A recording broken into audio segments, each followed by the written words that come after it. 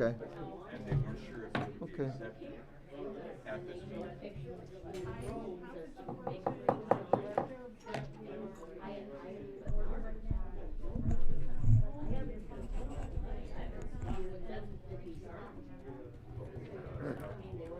Well, if you don't take a long time to City Hall.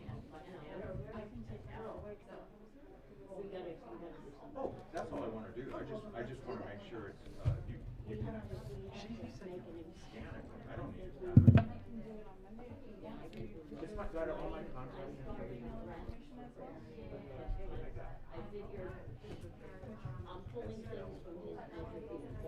All right. Oh, we're all fidgety today. It's fine. We're like Twilight Zone or something. Yeah. And I'm sure that's the only reason.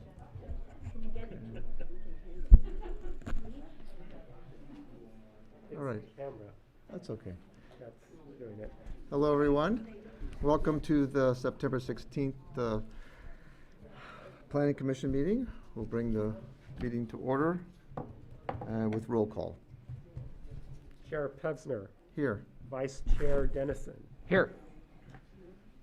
Commissioners Hutt Here. and Spears. Present. And Dellis, who is absent. Good. Okay. Thank you. Go on to the approval of the agenda. I move we approve the agenda as presented. Second. Seconded. All those in favor? Aye. Against? Passes unanimously. Very good. Now we'll go on to the Planning Commission minutes of September 2nd.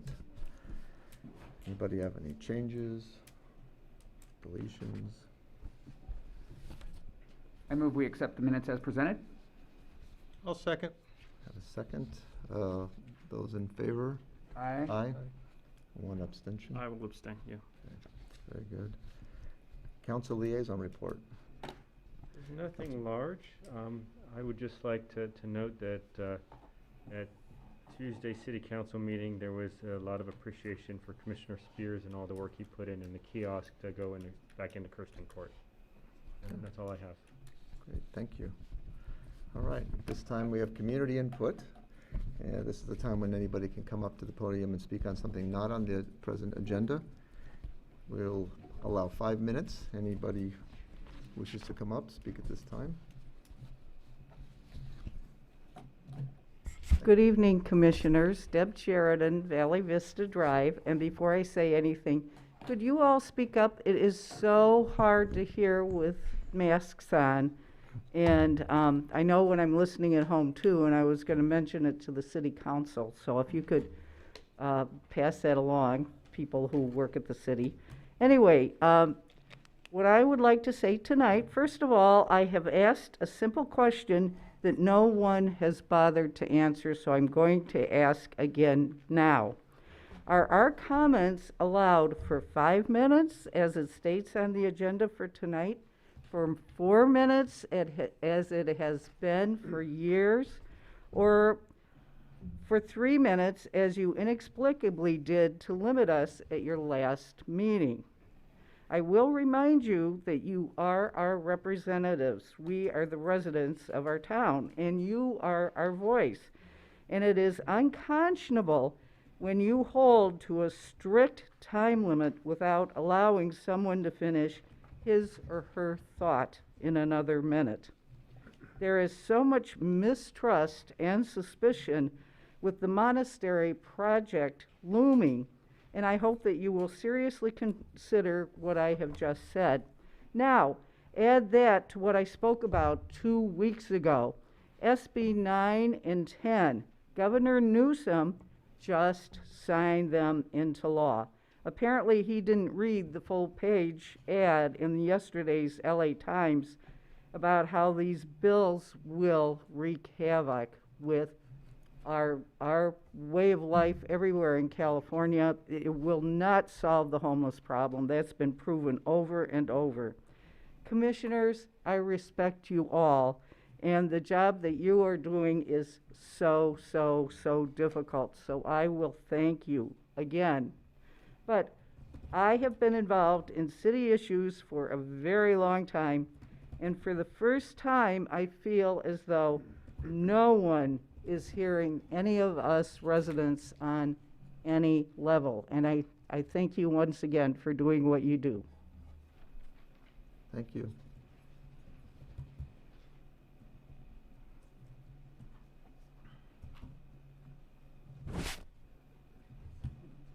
Hello, I'm Phil Yao. I came to the September 2nd meeting, which was actually my first planning meeting after living in Sierra Madre for close to 40 years.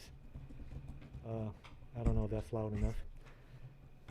I do have to second that. You know, I think that is absolutely right. You guys are on board to work on our behalf.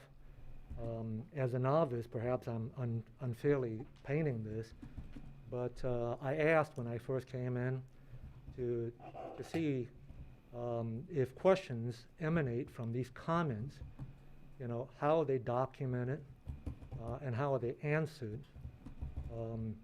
Actually found out, well, after reading the agenda, that the minutes were capturing that.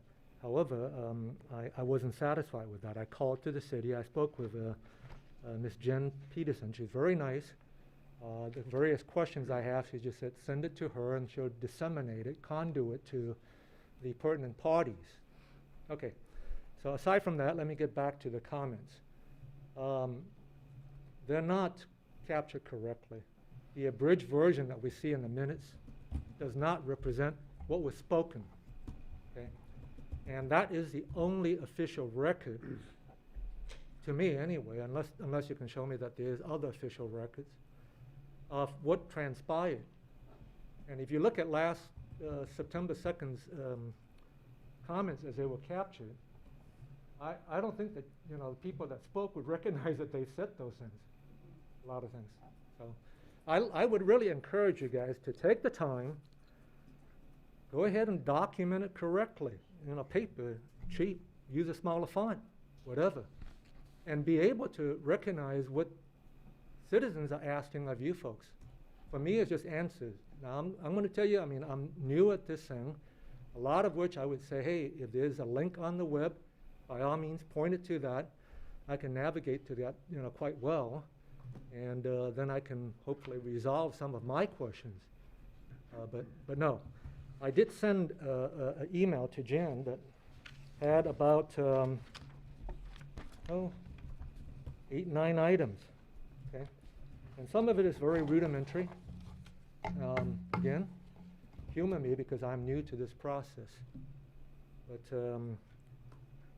and hopefully I'll get up to speed pretty quick and wouldn't bother you guys on minor details, because there are major ones looming. So again, I guess I just want to second that. You got to hear us. You know, that's all I'm asking you. You got to be able to help us understand, help answer things. I think that's my biggest right now concern, is that we're up here to speak. We're given 3 minutes, 4 minutes, 5 minutes. It's almost just like a venting session. And oh, they'll go away. They won't come back, you know, that type of deal. Well, that's not a good thing to have. You know, we'd like to have a good two-way dialogue with you guys. We don't want to be human, you know. And my second meeting, and I'm already getting soured on that at this point. Thank you. Thank you.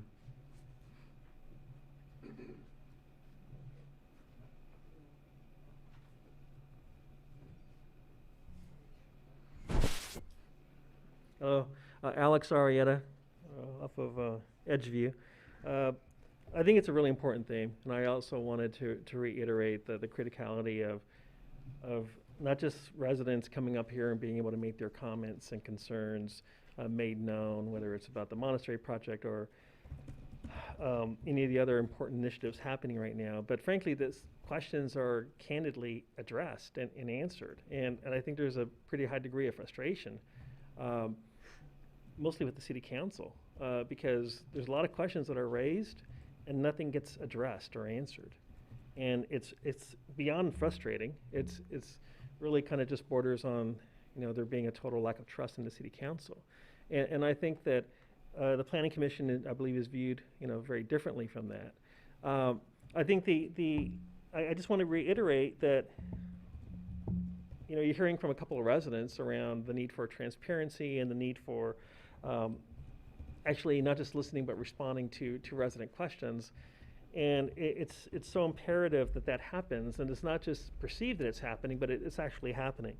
All of you are going to play an absolutely critical role with the review of the plan, the specific plan, all of the decisions that are going to be made around the zoning request and such. And one of the things that I wanted to ask specifically is that you do take time to understand how the specific plan that is being put forward by the monastery deviates significantly from our general plan, and that you are aware of it. We had a meeting this week with the city attorney and city manager where we talked very directly about this and about the need for transparency and honesty, and they committed that they would make known to all of you the specific areas where there are deviations to the general plan from the specific plan that you're going to be reviewing.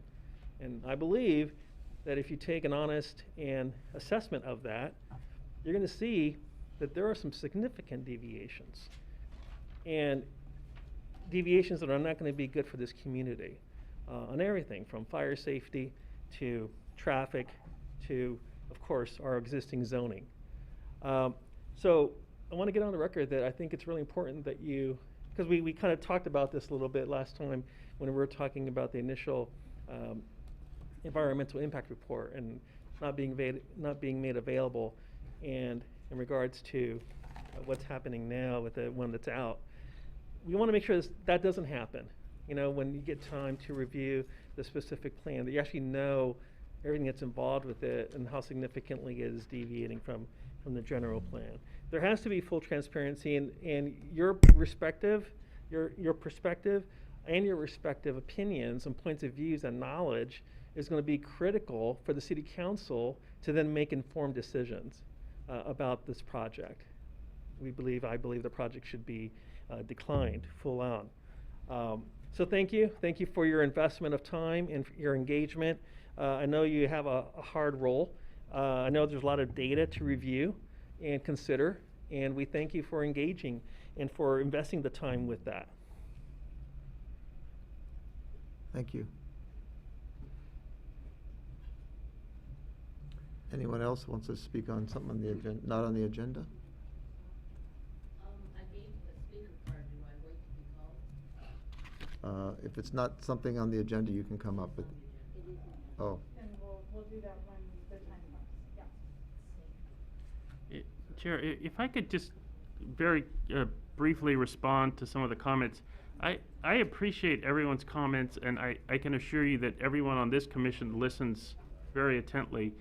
But understand that the way transparency in these proceedings work is very structured according to state law and the Brown Act, and we can't respond to things that aren't on the agenda. We can't enter into discussions just casually the way you would normally. And so I understand the frustration that people who come up and ask questions at community input and don't get answers, but we're not allowed to answer them now.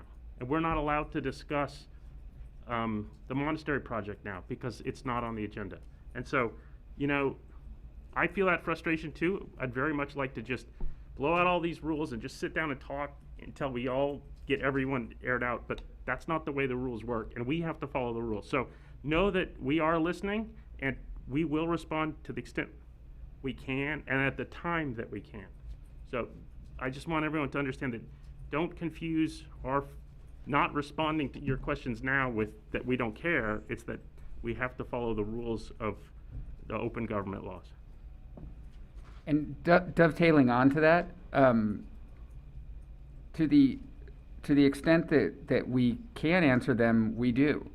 For example, there were questions that were asked by a resident at the last meeting who then, after the commentary period, left, and at the end of the meeting we answered that. And you can go onto YouTube and see complete transcripts of every single meeting live, video, every word from the first gavel to the last gavel, and you'll be able to see those answers. So There are absolutely complete and accurate records out there of every single meeting, and be a part of those conversations.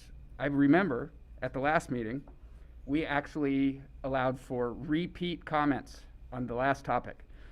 There was a resident that came up 5 times, if I'm being friendly, in the last section to give comments.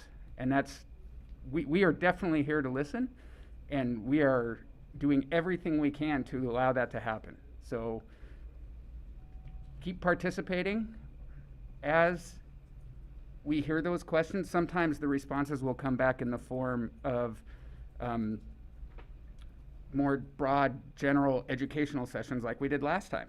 That's an opportunity where something can get agendized and discussed without violation of the Brown Act. So it may take a little time, but I do assure you that we hear what you're asking for and are doing everything we can to answer those questions. Chair Pevsner, if I can make a comment. Go ahead. The minutes that staff prepares are summary minutes, and that's following policy that was set by City Council as well. And I'm sure the Commission realizes also sometimes we do have very detailed minutes, especially for projects we want to capture as much information as possible. So there's always that opportunity to do so as well. And I would imagine as we move forward, that could be part of the discussion items that we'll try to capture as much detail as possible.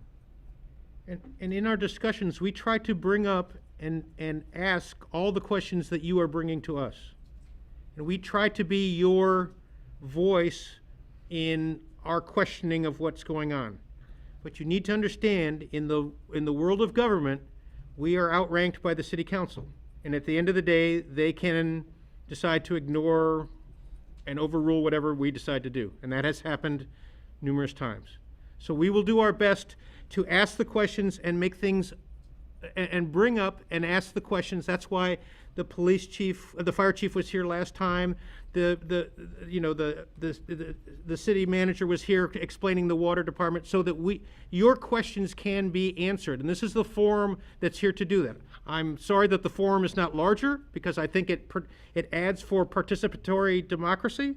But we are here to ask your questions, and we'll be happy to do it. You stop us all the time at least they stop me all the time on the street. So please keep coming, and please keep telling us, because it's only by the fact that your voice is put out there and heard that it can be addressed. Okay. Go ahead.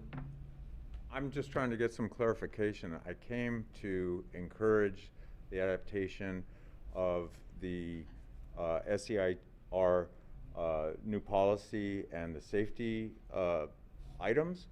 I don't know if this is the time or No. it's on the agenda. So I just didn't want to lose an opportunity. So that would be for the Yeah. name card? Okay.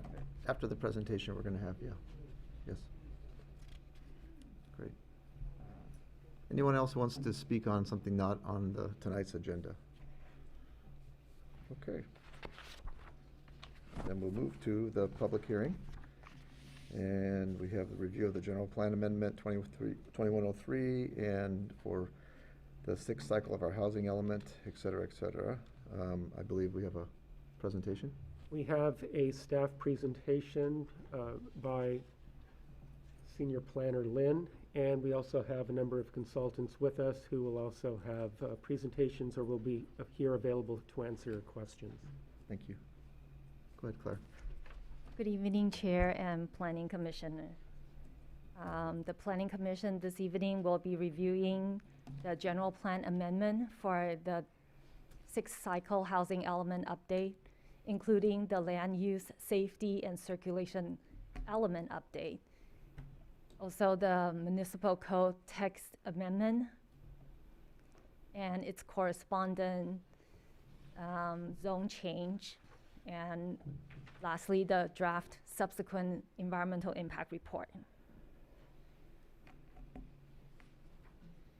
Here is an overview for the presentation this evening.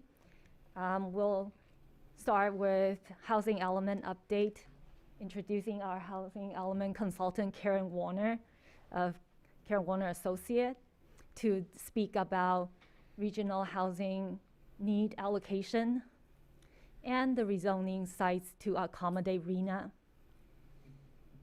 Lastly, she'll talk about the revisions that was responding to HCD's comment on affirmatively furthering fair housing.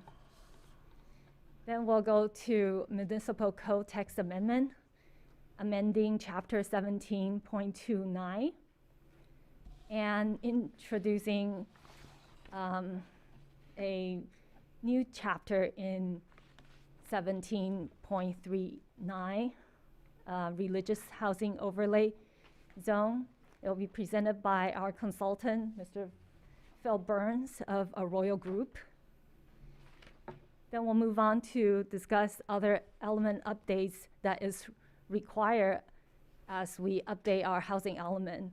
Those would be the land use element, safety element, and circulation element. We'll introduce our environmental consultant, Mr. Curtis Zacuto, to discuss CEQA and the draft subsequent environmental impact report. Lastly, we'll have an outlook on our upcoming public hearings. And for those amendments, I do have a Word document that will be ready to be pulled up to discuss the ordinance if Planning Commission would like to make any edits. Right now, I'll turn it over to Karen. Claire. Good evening, Mr. Chair and members of the commission. Can you hear me? Yes, I can. Okay, I great. can. Thank you. Nice to be back. We've been working on this for over a year and a half now. So we're reaching the end. This slide shows the 5 goals of the housing element.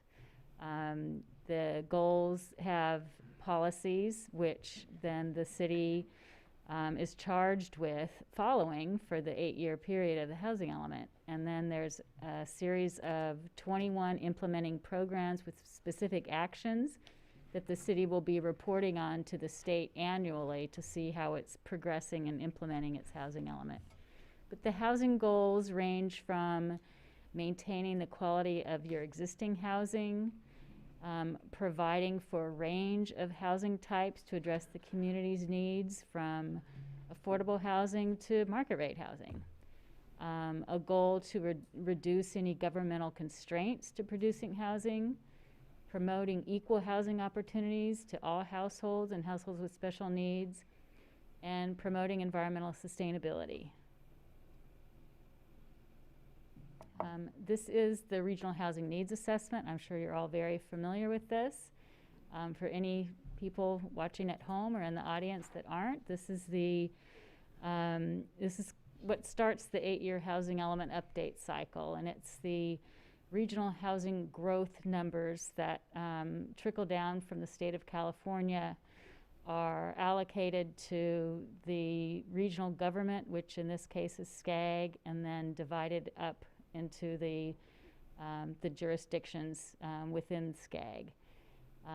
The allocation this time was significantly higher than it's been in the past, so all cities have a much greater lift in terms of identifying sites to meet its RENA.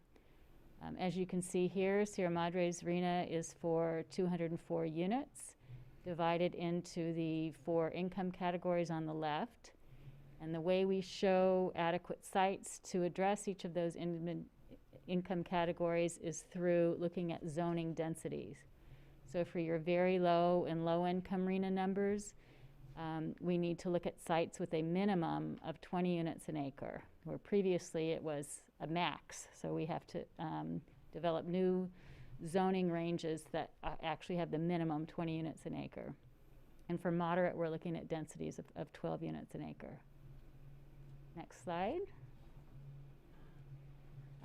So after many, many meetings, we ended up and the direction that we received from Planning Commission in January, and then we took forward to the City Council, we ended up with sites that are entirely outside of the Measure V boundary. There are 4 sites that will be designated with either an RM20 designation or an RM30 designation.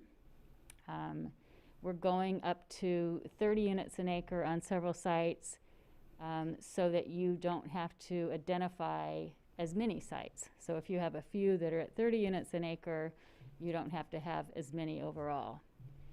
And then the other key piece is the identification of a religious housing overlay, which is an option for the 3 identified religious institutions to develop affordable housing on their sites.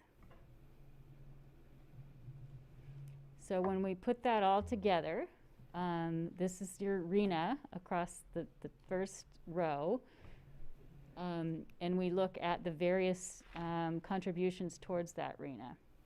So under your existing zoning, we have your approved projects, we have your proposed project, and we have accessory dwelling units.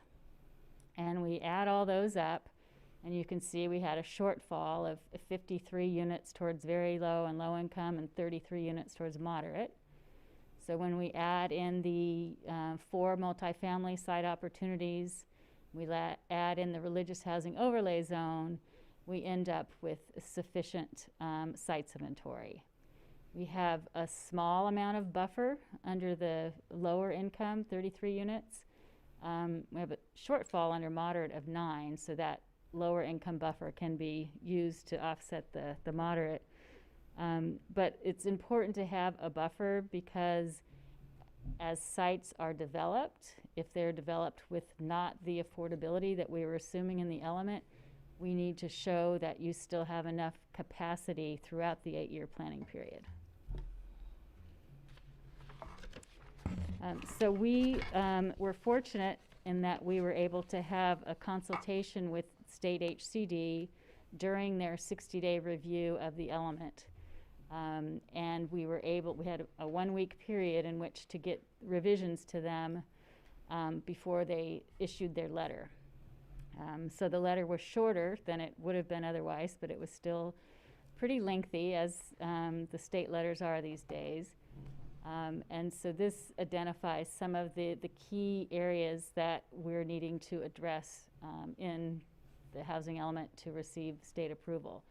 We have resubmitted, in fact today we resubmitted the element that you have before you that has the red lines and the yellow highlights. We've resubmitted that to the state for their review, and we're working towards getting a compliance letter before adoption by City Council.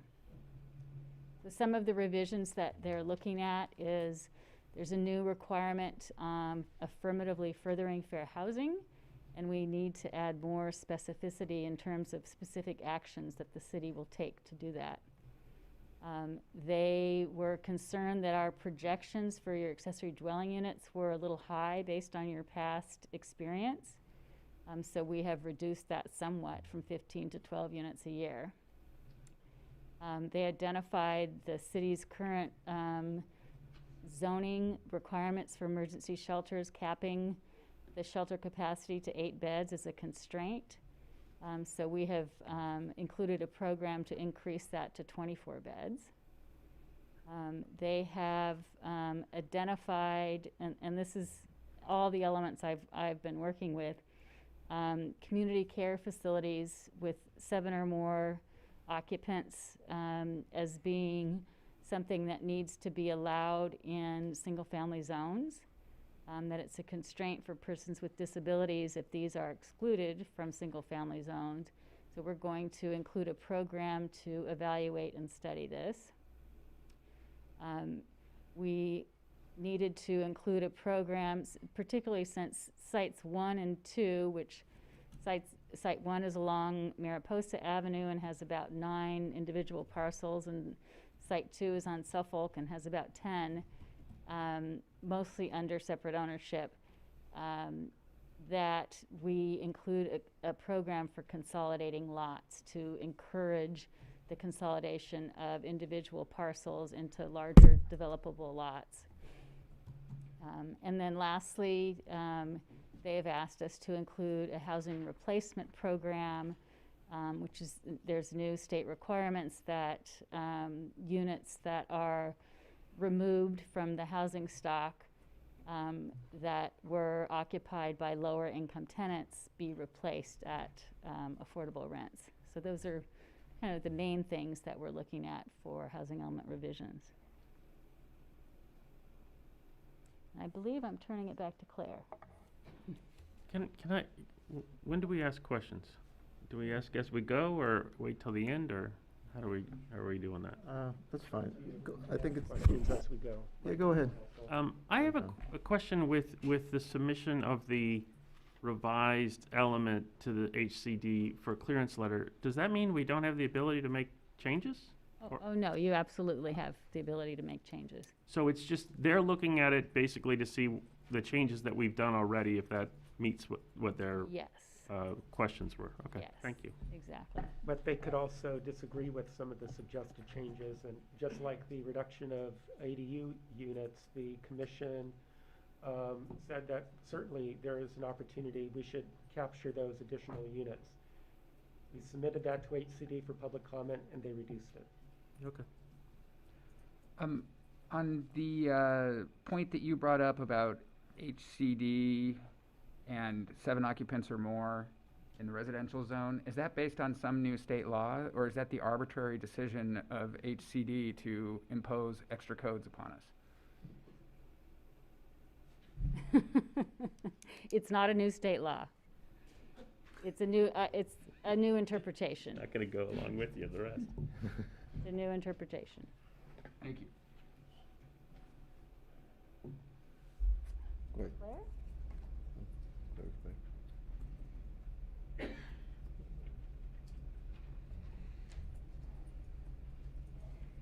So this slide identified the multifamily opportunity sites that was presented before. Site number 1 is the 200 block of Mariposa. It will be changing from the R2, R3, R3H zone to the R330. And the Suffolk block will be changing from R3 to R320. Providing that the minimum density is 20 dwelling unit and the maximum density is 24 dwelling unit. And the third site is at the Palms apartment at 491 West Sierra Madre Boulevard. It'll be increased from R3 to R330 for a density from 30 units to 34 units. And site number 4 is 215 North Baldwin Avenue, changing from R3 to R320. Claire, the necessity for the R30, which is a higher density, is because you need to fit more units in there to make the RENA numbers? That's correct. And that's also for the height, Yes. increase in height. Yes. So the only thing that's driving that are the state regulations. Yes, in order to meet RENA. Yes, so we have seen this chart. The newly added column all the way to the right is the realistic capacity. So we presented at 90 dwelling unit as a net unit potential, and HCD asked us to provide a realistic capacity.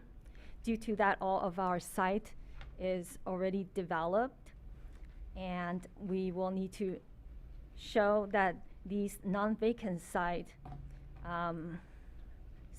analyze their existing conditions, the market trend, and regulatory incentive to encourage redevelopment. So the realistic capacity now has been reduced to 74 towards our RENA count.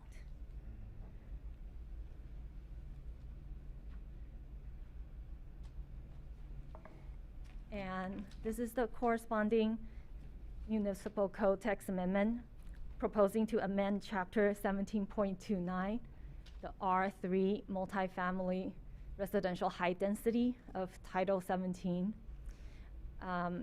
First of all, we recommend to change the title itself because the RH are often confused with the hillside management zone, and it was used interchangeably. So we propose to change it to the R320 and R330 high-density residential zone. And adding a zoning category of R320 to replace the current R3H, which will allow the minimum density of 20 dwelling unit up to 24 dwelling unit per acre. Also adding a new zoning category R330 to allow the minimum density from 30 dwelling unit to 34 dwelling unit per acre. For the R330, we will need to allow maximum building height of 35 feet or 3-story to accommodate the density. I just wanted to clarify to Commissioner Spears' point on that, the 3-story, we don't currently allow that in town. Correct. So I brought it up. And so, I guess I want to ask a clarifying question on this. Is the suggestion to add a 3rd story so that we don't have to identify more sites that are 2 stories? The suggestion to add 3-story is to accommodate the density, since we're not changing any other design standards on the setbacks, so we will have to go up. Well, I guess, is the other choice to identify additional properties so that we don't have to go up? Because we have to have a certain number, right? Yes, So we could either go up, which is the recommendation before us, or we can identify more properties so that we achieve that number. Is that right? Yes, that could be one of the options. And staff and council did go through that exercise. That was one of the options, that default density throughout the entire R3 would increase to 20 dwelling units per acre. But it was difficult to justify that, especially through HCD, because many of these sites, if we did it across the board, wouldn't qualify as potential redevelopment sites. You know, they're in good condition and so forth. So we looked at that idea and felt that it would be better to select sites, and especially since the direction of HCD is to look at sites that have the potential for turnover and increased capacity. And these sites are all outside of the Measure V area, so it's not a conflict with Measure V. That's correct. That's correct, and staff was proposing sites in Measure V, and we presented that to the Planning Commission, and it was your suggestion to eliminate those sites, and that's what we took back to City Council. Okay. And our current cap is 30 feet? Am I remembering that correctly? 27. Yes. 27 feet? It's 30. 30? Oh, 30. And is that at the 1/3 of No. the? No, it's 30.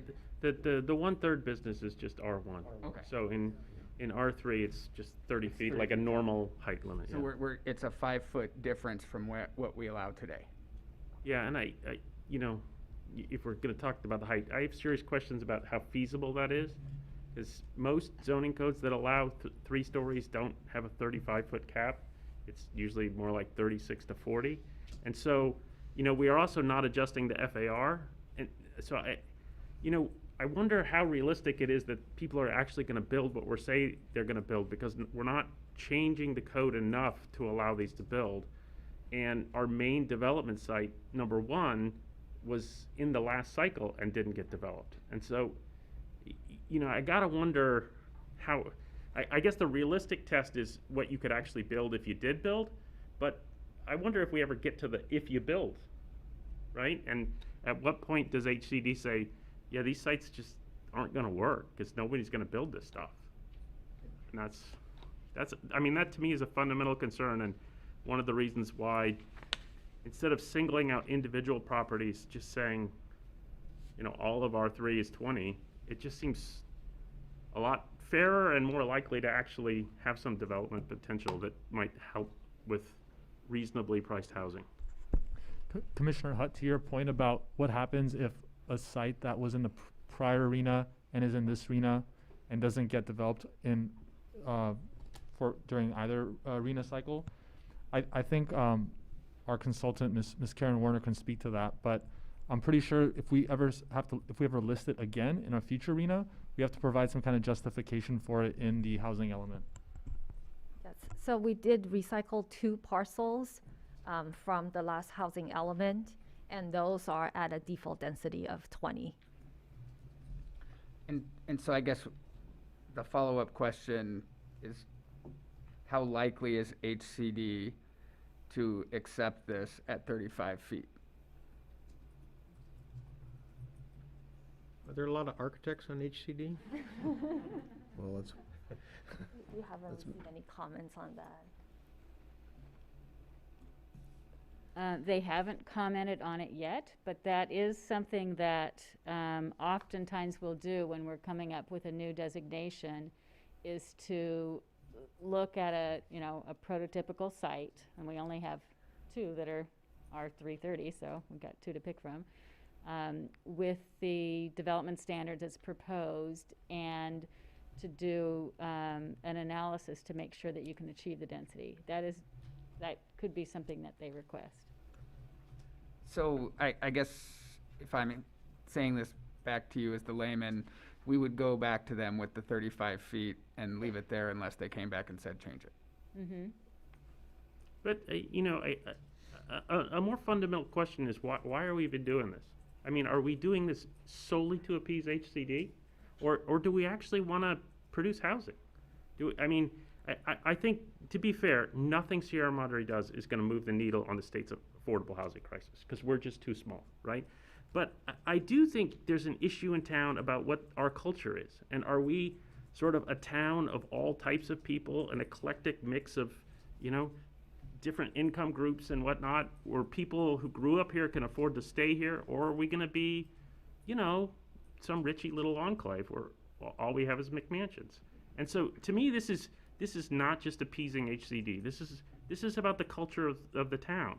And I'm not a big fan of 3 stories, but if we're going to have 3 stories, they should be developable 3 stories.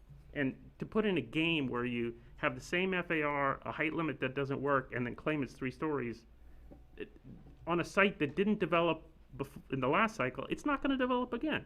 And so all we've done is say, yay, we beat the HCD game. I don't think that gets us anything. go ahead, Karen. I didn't, Claire's. Oh, go ahead, let Claire continue. Right, so this slide shows the development examples that we have within Sierra Madre at a higher density. The first picture is the Wisteria Garden. It's at a density of 29 units per acre. And the senior housing on Esperanza has density of 43 units per acre. And the assisted living facility across the street from City Hall is at a density of 40 dwelling unit per acre. Thank you for including that, because those are good reference points for the community to understand what this looks like. And, I mean, we already have this kind of development in town on specific issues, and it can be aesthetically pleasing and functional. I think that's important to note. I think it is important to note, though, that the only one that is normal apartments or just not assisted living or senior is the Wisteria Gardens apartment at 29 units the acre. Those other ones that are 40 or more have shared kitchen facilities, or they have special senior stuff, or 3 stories. So you're not going to single units or solo units, yeah. Right. So you're not going to get a standard multifamily apartment building with more than 40 units to the acre that looks like either of those two. So it's going to look like a bigger Wisteria Gardens apartments. Go ahead, Claire. The next slide is the rezone sites for affordable housing on congregational land. And that we present this slide before, the realistic capacity is down to 68 dwelling unit versus what we presented, 91 dwelling units. You might remember that initially there were 4 sites identified for this religious housing overlay zone. And one of the 4 sites, St. Rita's Church, was subsequently removed after contacting the city regarding its inadequate site capacity to provide affordable housing. So the realistic capacity has been dropped to 68. Claire? Last time I checked, I think there were 8 congregations in Sierra Madre. And these, the overlay zones do the campus of the existing congregations. So they have extra land around their church, which this would offer them the chance of building some kind of housing there. So what would happen if another church decided to buy a separate piece of property and convert it? Because I've seen that happen in Pasadena and in other cities.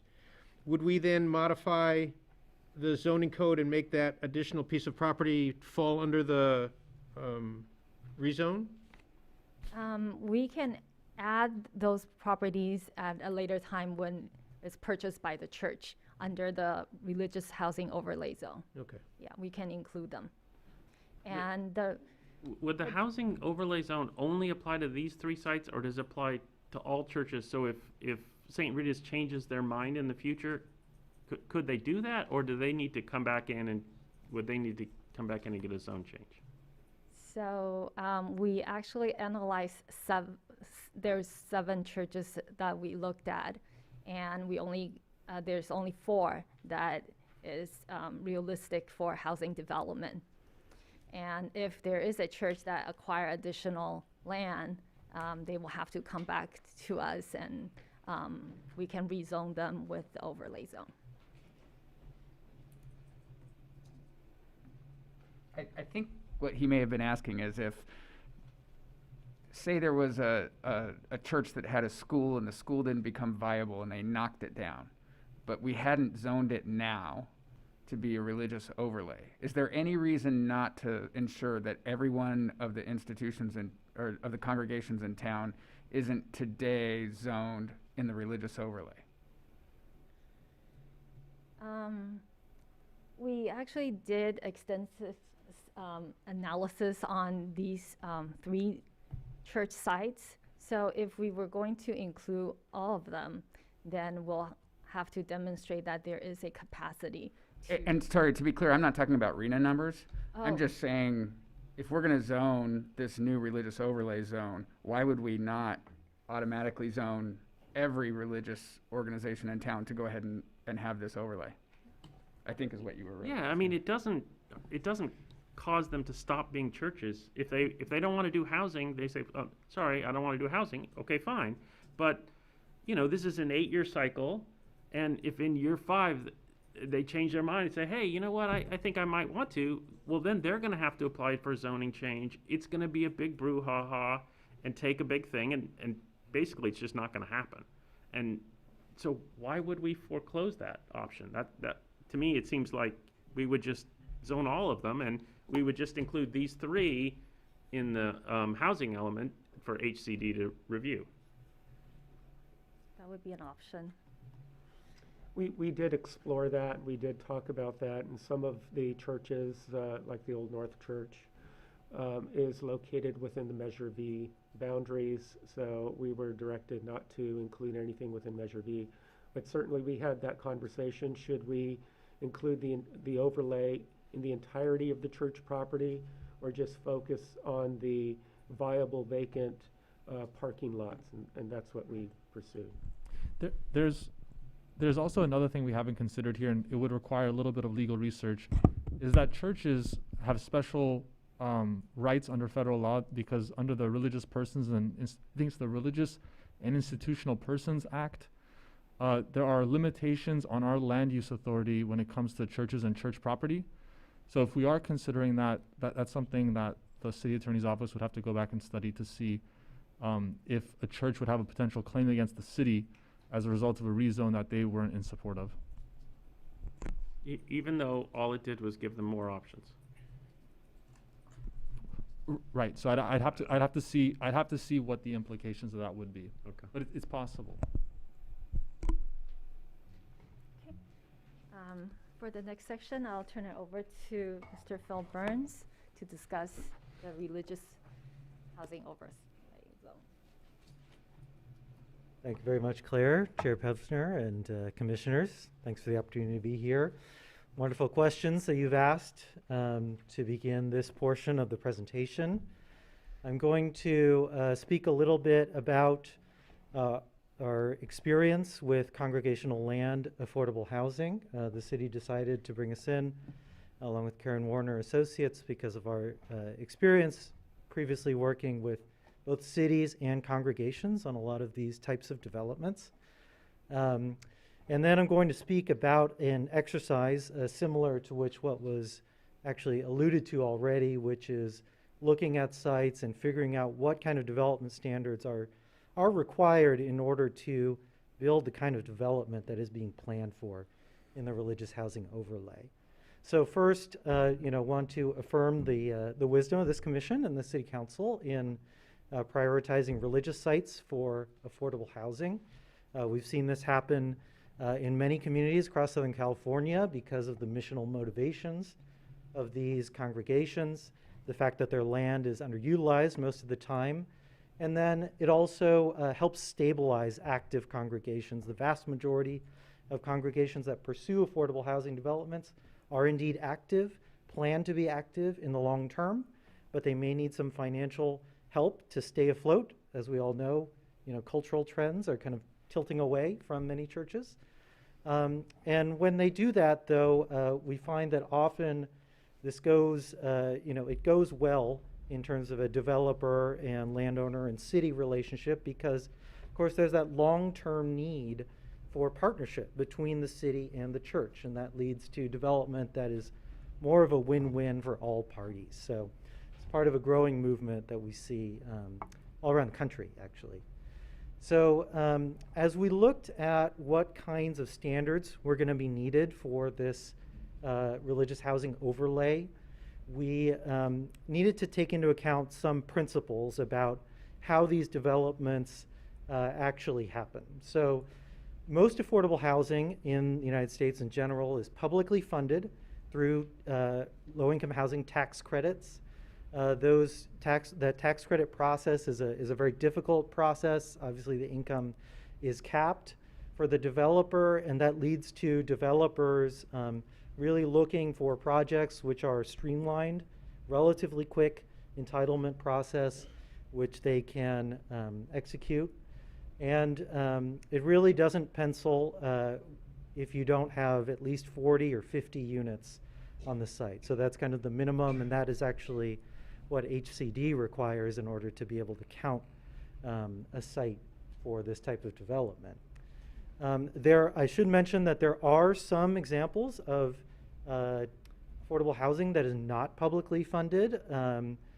We've been involved in some projects that are low-cost building types, such as bungalow courts. You'll see an example of that in a second, where the low-income housing developer can actually build a kind of building that is cheap enough where the rents that they will be able to gain back from those units will actually make it pencil and sustainable in the long term. However, that's very uncommon.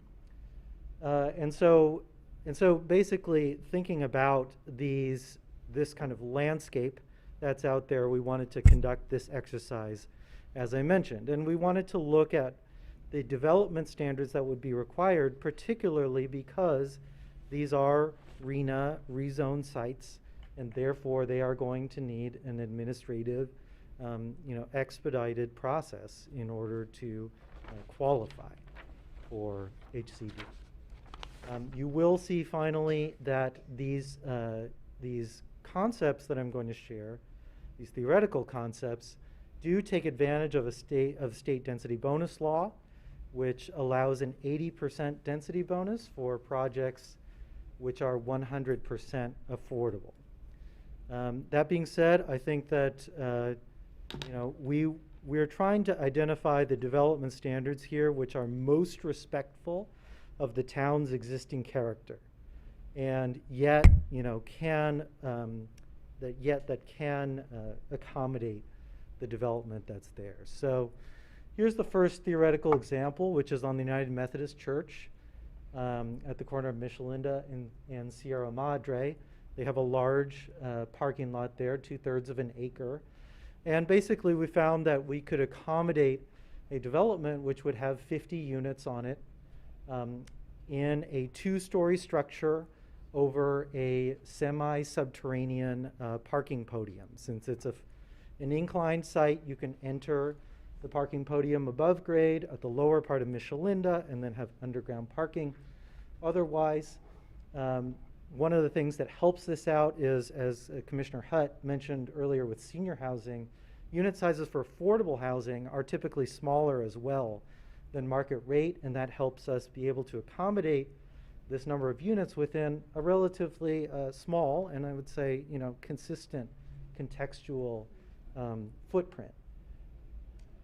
The second example is for Old North, or Christ Church, the old campus of that. And there are 2 different lots that were in play here, one on Hermosa and one which is the back of the Old North Church itself, the parking lot that's there, both just outside the Measure V boundary. We saw that a development with 36 units could be accommodated in a structure that has basically 2 stories of housing over a parking podium. Again, that parking podium would probably be above grade as you look at the parking lot side, which is the top of that photo right behind the church. And then that same level actually becomes subterranean as you move onto the Hermosa lot, because there is a significant grade differential between the 2 sites. And then I did want to show as well this other theoretical example, which I mentioned, of a potential privately funded affordable housing development, the bungalow court there on the Hermosa lot. Just give an example of what that would be like. Would require using some of the parking that is in the church lot currently to be able to service the development, but a 1-story bungalow court with 7 units, also theoretically possible. As we look at the third congregation here, Bethany Church. Now this one is a flat site, so this becomes a little bit different. We were able to show how 51 units, affordable units, could be accommodated on this site in 3 different portions. One which is on Montecito, one which is on Highland on the south side. Both of those are on the church's current parking lot, the portion that's furthest away from the church itself. And then finally, a last part that is on Baldwin, in front of the church, in front of the gym, where it currently has a big blank wall there and just some grass. And so that's another location where some of the units could be located. This would give a total of 51 units on the site.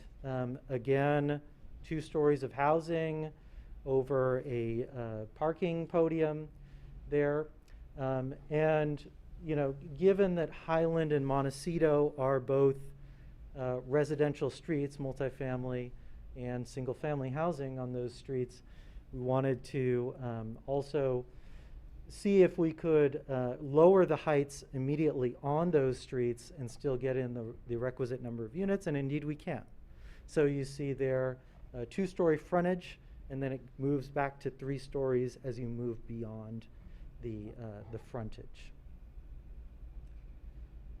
All right, just a final example here is a townhome example. This could be a potential for maybe moderate income housing, or housing that might be 50% market rate and 50% lower income, something like that, just showing that you can also accommodate a townhome type of development on this lot.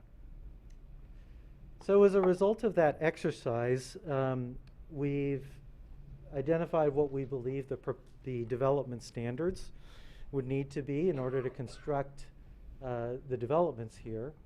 First, to allow the repurposing of church parking for affordable housing. Secondly, and a major asset, I would say, as we laid out these concepts were the city's existing parking ratios for density bonus projects of half a space per studio and 1-bedroom apartment and 1 space per 2-bedroom apartment.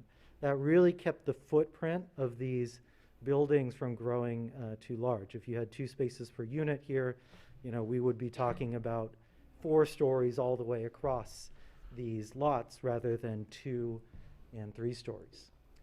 A maximum density set of 42 dwelling units per acre. That would be the base density. And then again, in terms of the height, which we thought was really one of the key considerations. So a 2-story maximum for the first 40 feet of any lot that fronts on any street except for Michelinda and Baldwin. And so allowing 3 stories along Michelinda, along Baldwin, in the middle of lots, but keeping those frontages on all other streets to 2 stories. Allowing off-site parking, allowing 175 square feet of open space per unit. The current code for R3 requires 500. But then all the other development standards make them equivalent to the R3 zone, and exemption from lot coverage and FAR standards. Certainly these developments are in excess of the city's existing R3 lot coverage and FAR standards. Can I ask you one question on those standards? You showed us a lot of examples with podium parking and I assume type 5 above. Mm-hmm. So are you counting the parking as a story? So when you say 3-story maximum, does that mean the parking down below and then the 2 stories above? Yes. So you're not... In the case that the parking is not subterranean, yes. But if the... Okay, understood. Thanks. Mm-hmm.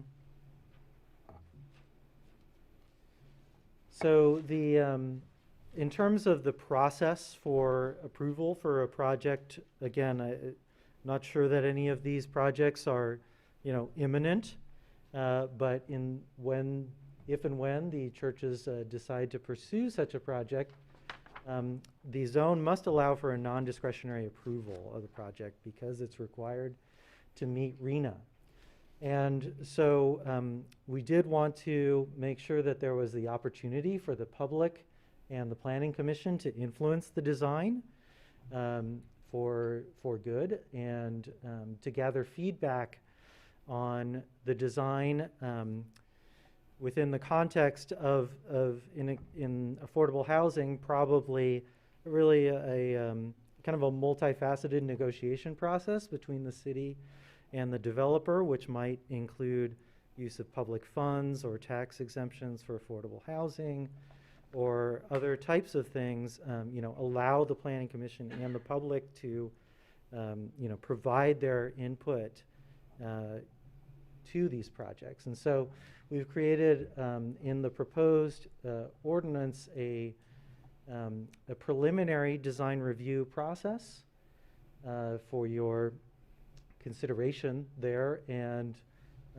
what our thoughts are at this point is that any of the kinds of developments that we've seen here would basically go through that process, that preliminary design review process.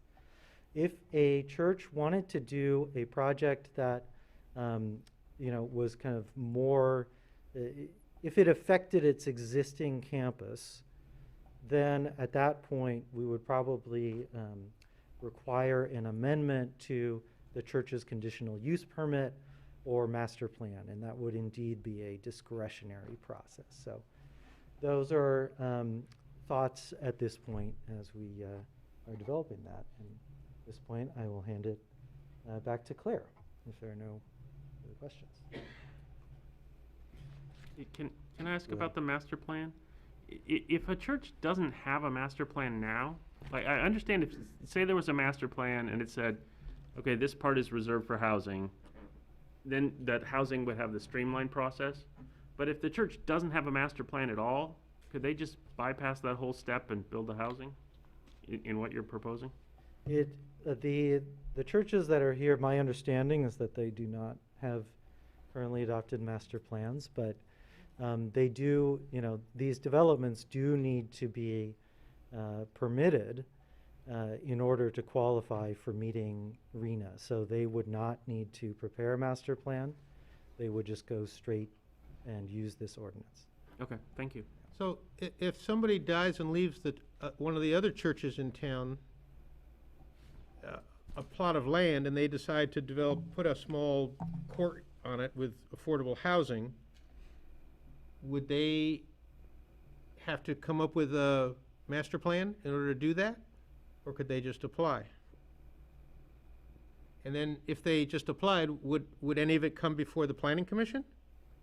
Because right now, the only thing that brings it to the planning commission is the director. Well, it wouldn't be part of the religious overlay if somebody just bought a lot in town, right? So would the process be that they would apply to have it become, they would create the overlay, they would be included in the overlay, and then that would trigger this review process?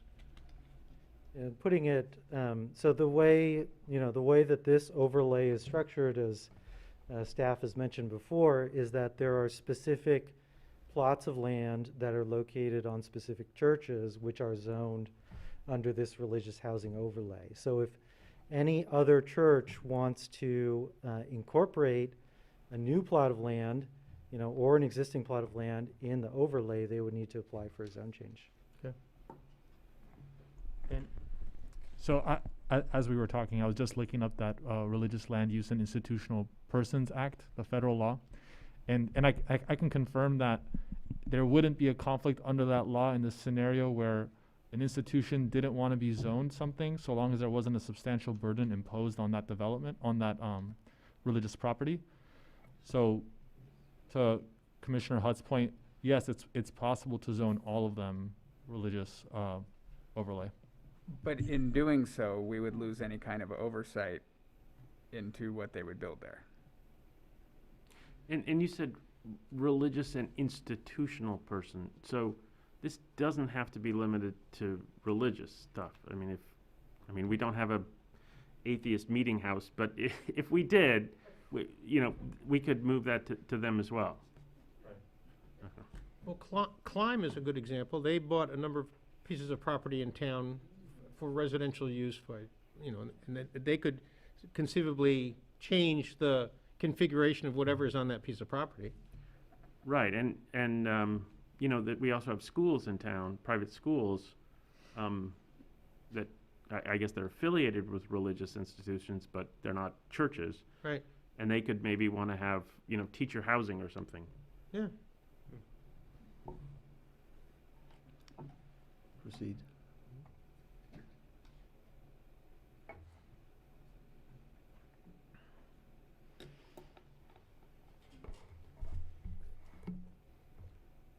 Thank you, Phil. And the next slide, I think Phil already covered majority of them. I just want to let the Planning Commission know that this portion of the religious housing overlay zone is not in the packet. So I have provided you with the draft ordinance on the dais for you to review.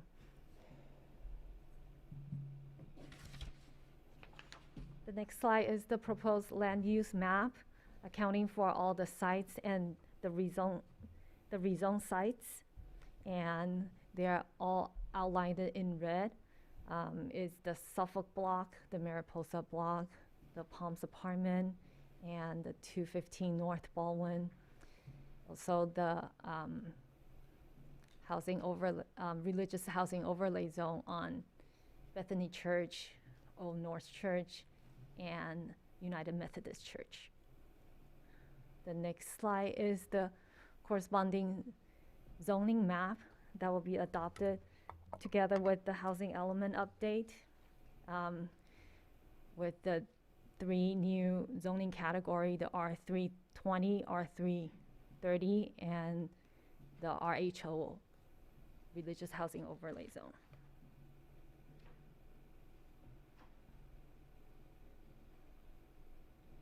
Next, we'll go into the update on the land use element. So we have updated the land use element because some of the existing data were incorrect, and update our development pattern in the city. And also amending the residential medium high density to residential high density, creating new land use category for the religious housing overlay zone with a map destination of RHO, and adding a new objective L46, allowing religious institutions to carry out their missions by supporting the provision of affordable housing on congregational land in conjunction with the continuation of the existing religious use. And we also created 4 policies. L41.1 establish a religious housing overlay zone to allow housing by right on the designated congregational land that incorporates either a minimum 50% of rental unit at a low income level, or a minimum of 90% of ownership unit at the moderate income level. Next policy is L46.2, adopt the pre-approved development concessions for parking height setbacks and open space requirement to facilitate the use of the overlay zone. And L46.3, to support the collaborative partnership between religious institution and affordable housing developers, and assist in assessing the affordable housing funds. The last policy is to allow adaptive reuse of the existing buildings on congregational land for residential use.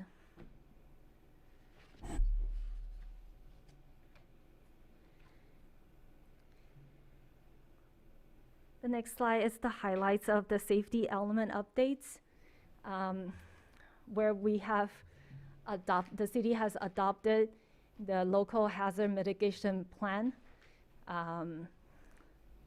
and we have to include that into the safety element update. And the other highlight is for environmental justice requirement by the SB 1000, that the Sierra Madre does not contain a disadvantaged community. So we will not providing that section in the update.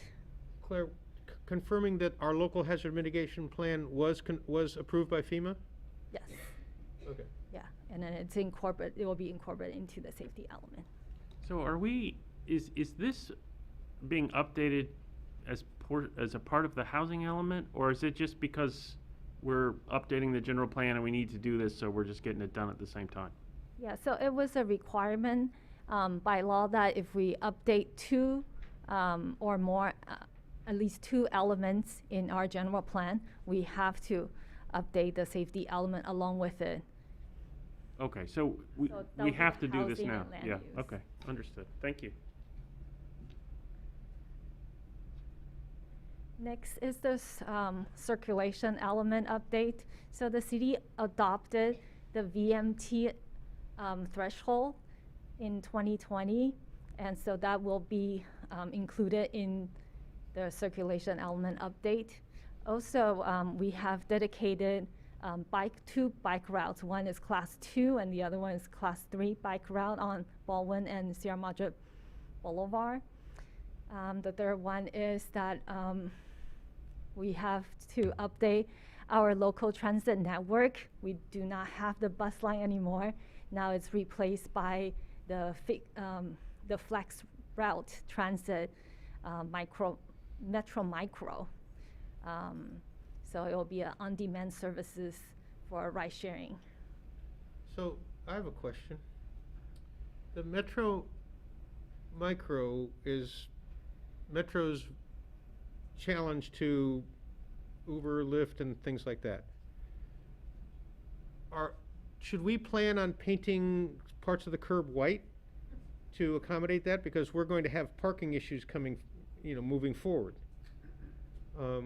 There are some existing bus stops now that I don't know whether they're on Metro Micro's option, because when I look on the website, it says, well, you won't have to walk more than a quarter of a mile to get to so that means I take that to assume that they've already pre-designated places where it's safe for pickup.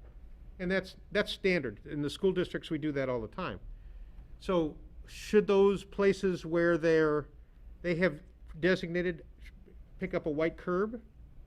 So at the last presentation by Metro Micro, they did not propose there is a designated location. They said there is a virtual stop that they're still analyzing, and I don't know if that program will be in place maybe after the first 2-year trial.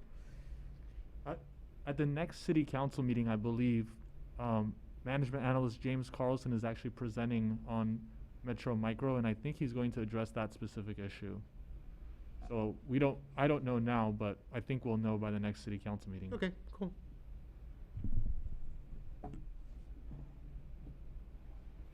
And now I'll turn it over to Mr. Curtis Zacuto to discuss CEQA purposes and the subsequent environmental impact report. Good evening, Commissioners. My name is Curtis Zacuto, and I'm with EcoTR Consulting, and we have prepared the environmental impact report for the general plan update of the elements that we're talking about. For CEQA purposes, there's on the slide you'll see that there's really 3 basic components to CEQA, which is to disclose the environmental effects or impacts of a proposed project or action, to disclose it to the public and to the decision makers such as yourselves. It identifies ways to reduce or eliminate those impacts through mitigation and or through alternatives to a project or action. And finally, which is very important, is to also enhance the public participation in the planning and environmental review process. So I mentioned that we've prepared the subsequent environmental impact report, which is based on the 2021-2029 housing element, which required the update to the elements that Claire was just referring to, that the general plan state law requires that the general plan has to be internally consistent. So with the upzoning that's being proposed and the zoning overlay, you have to make changes, as she pointed out to you, with the land use element, and then the zoning code and zoning map. And then the safety element, as she mentioned, and the circulation element, the safety element being that the state law had required that the next time the housing element is updated, you need to update your safety element. And then the circulation element is being updated, as she pointed out as well, particularly with the VMT requirements being put into the safety element. The city prepared a comprehensive update to the general plan back in 2015 and prepared an environmental impact report on that general plan. We have prepared what we call a subsequent EIR to that because we are tiering into that 2015 general plan EIR. And the subsequent EIR, really what it does is identifies pertinent issues or changes that we're making with these particular elements and see how it fits in with the previous analysis that was done in 2015. And the EIR pulls forward that analysis that was done in 2015, and then we compare what the changes are to the elements and identifying any new impacts and identifying any new mitigation measures. And again, the changes are really based back to those elements that just we're mentioning. And right now we are in the public review period of the document. It was prepared in early August for circulation. We're in the public circulation period, which is 45 days. It ends on the 21st, which is next week. So far, right now, the city has only received 1 comment letter, which is from Caltrans.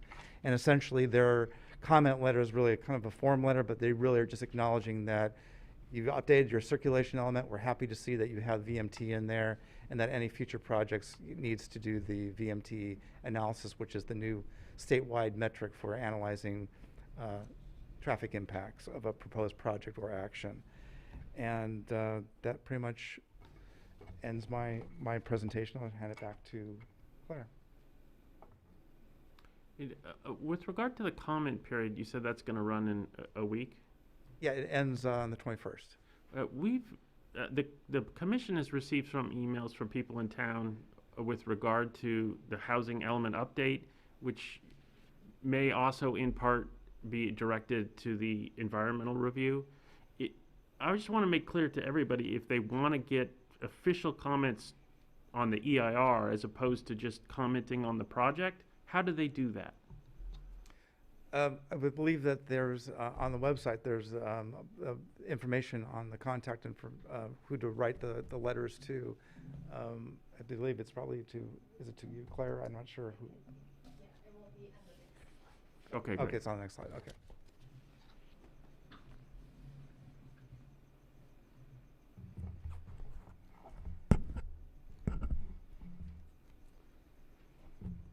So now I'd like to share a timeline for the upcoming meetings.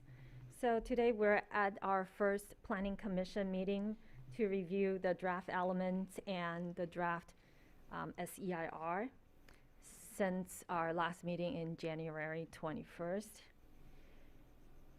We are still in, like Curtis said, that we are still in the 45-day public comment period. It will end at September 21st. And we're still seeking inputs from the public to comment on the draft EIR. All comments will be included in the final EIR, and we'll continue this meeting to October 7th, the next Planning Commission meeting. We have scheduled 2 City Council meetings on October 12th and October 26th. And I would like to just to point out that the next housing element cycle starts at October 15. So we're at a tight schedule.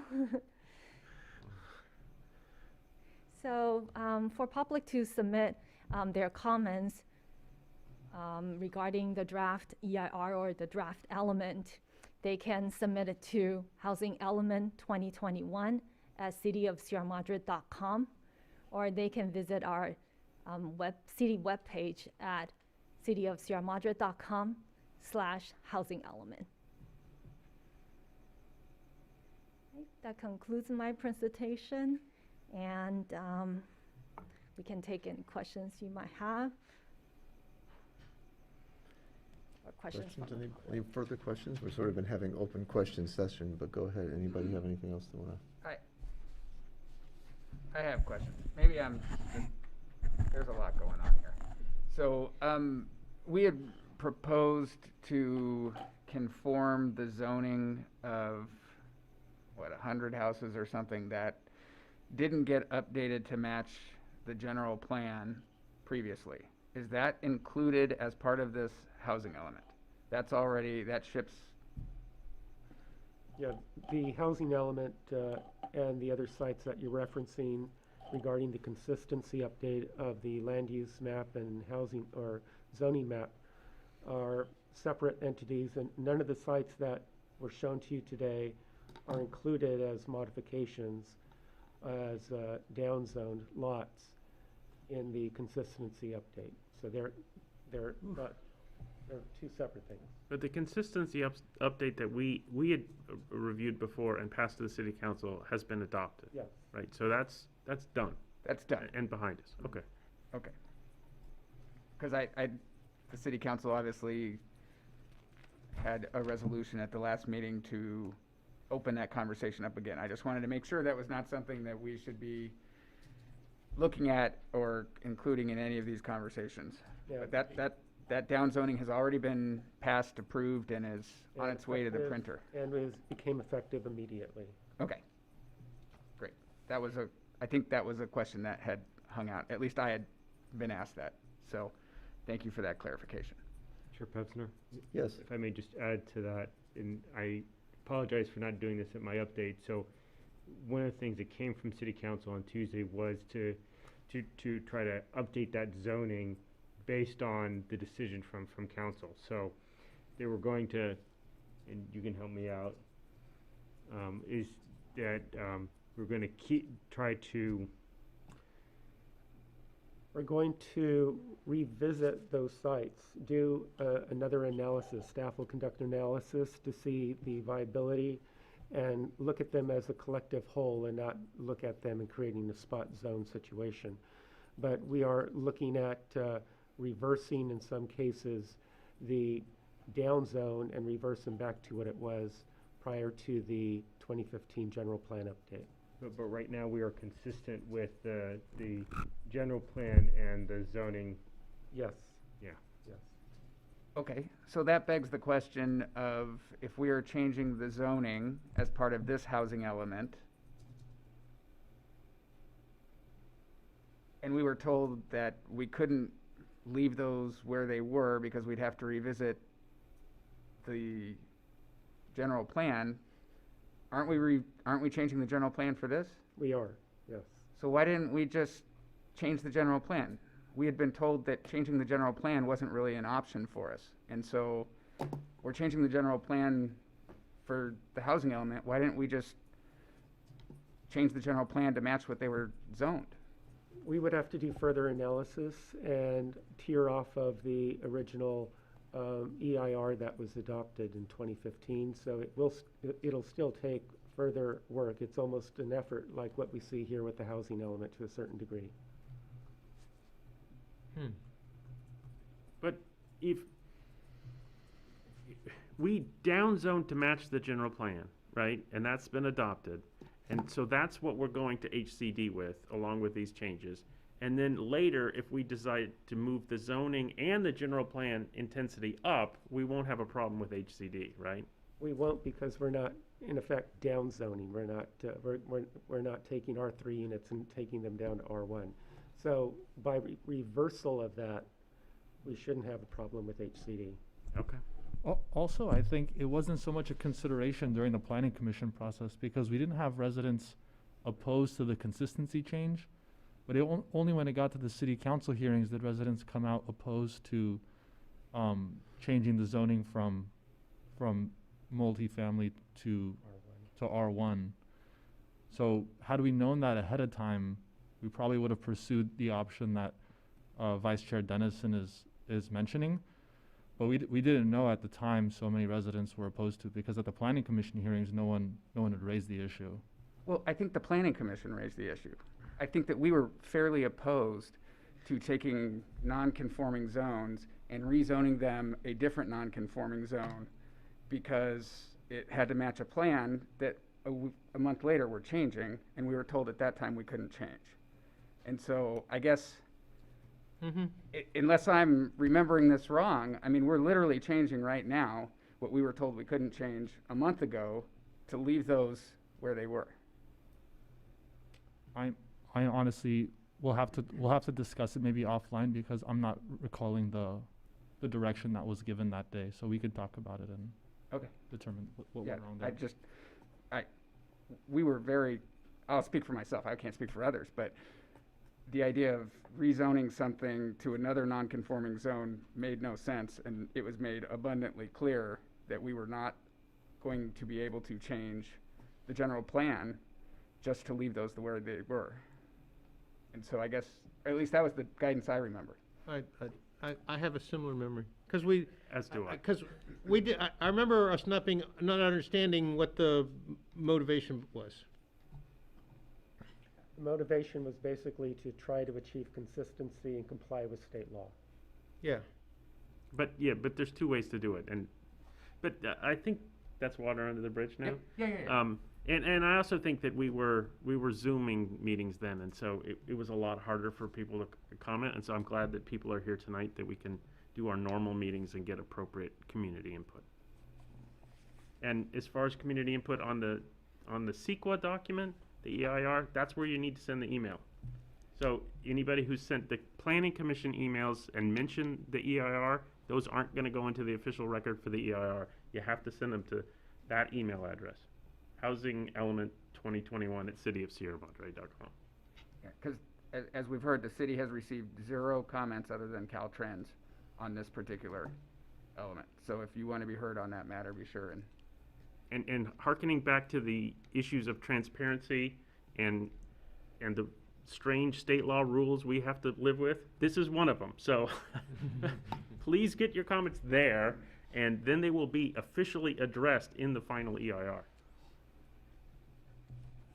All right, that was my question about this for staff.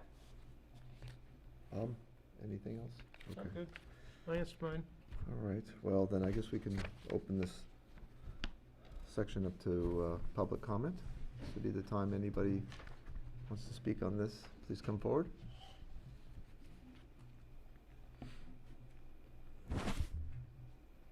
I'm Nancy Beckham. I live at 337 North Lima. I think I'm as confused as you are tonight, because I came to talk about the safety, but maybe this is about the housing element, not something else. I gave you information about, I guess it's more the monastery and what the traffic will do to Carter. I actually had this thing prepared for you that has labels on it so that you can see the streets, you can see the width of the streets, you can see that this is technically an accident waiting to happen, which was actually the name of the article that I wrote in the paper and gave you a copy of it, because if nothing else, I'm trying to be consistent to try to give you the same kind of information. But I'm quite concerned about Carter. Whether or not the monastery project goes through or something else eventually goes through, that little street can't absorb the traffic that the developer was planning to have it absorb. And the developer even told me it's a problem. And when the developer's telling a resident that's going to be a problem, that's a real red flag for me. So I don't want to take up any more of your time. The article will speak for itself.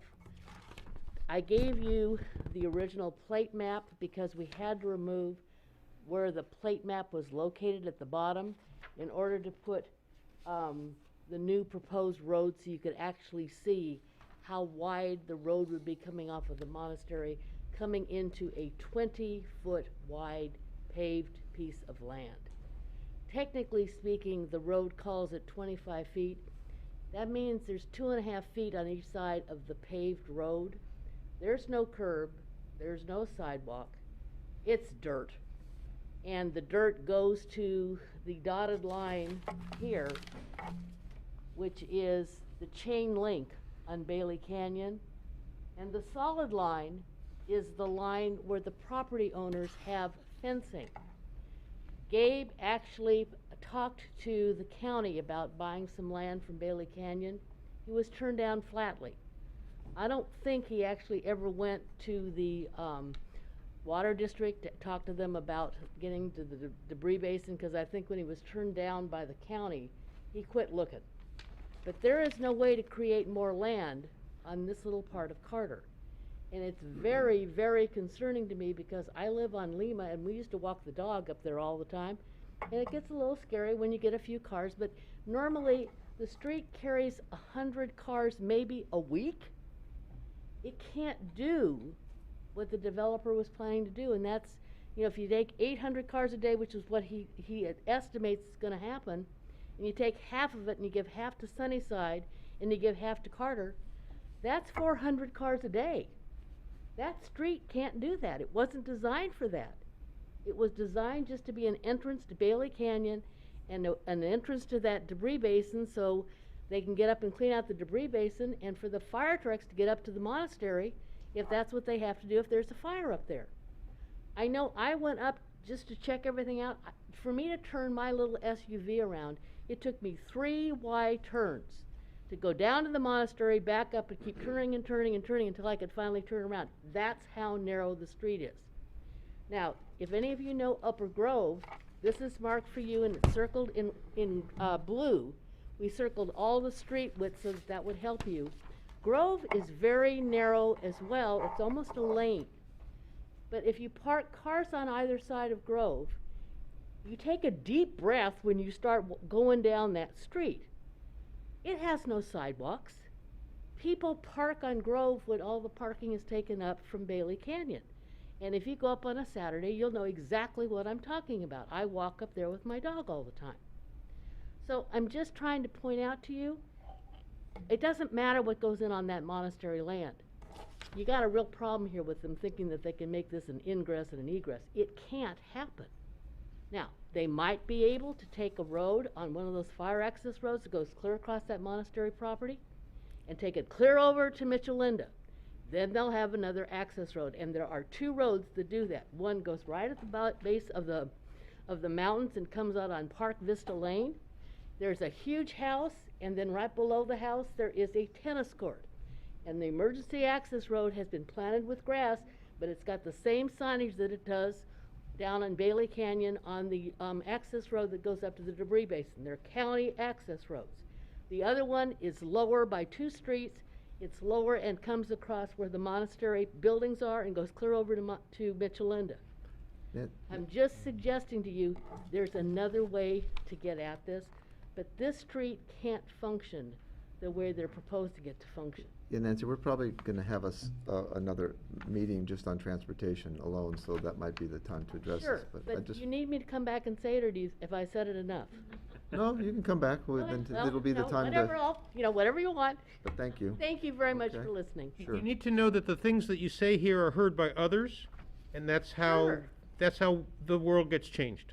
Thank you. Well, I have told Vincent, I sat for 3 years on a neighborhood traffic committee because the neighborhood I lived in Pasadena, was caught between a huge rising Pasadena and the lack of the Long Beach Freeway and trying to get to the Pasadena Freeway. It's the area below, it's called Madison Heights, it's below California Boulevard. It is to the west of Oak Knoll. It goes over to Marengo, and it ends at Glenarm. The only way we saved the neighborhood was by trying brand new things that had never been done before. Whether they're traffic circles, no left turns on California, no left turns on Glenarm. We had to push traffic out, and we had to keep traffic out. I don't want the same thing to happen to this little community. And I grant you, 42 houses are not going to create, huge amounts of traffic. But right now, we can't support it. We don't have sidewalks, and no street above Glenarm, excuse me, not Glenarm, but Grandview, we don't have sidewalks up there. We walk the dog in the street. We walk the kids to school in the street. We walk from house to house to the neighbors in the street. Lima's a little bit bigger than Grove. It's going to be hit because people are going to come off Carter and go down Lima to get to downtown. I already know it. I spent 3 years doing this stuff. So that's enough for me tonight. I really want you to have a nice night. Enjoy the extra piece of paper I gave you. If you already have the prescription, that's great. I just wanted to be consistent and give it to you all. Thank you. Enjoy. Thank you. Thanks.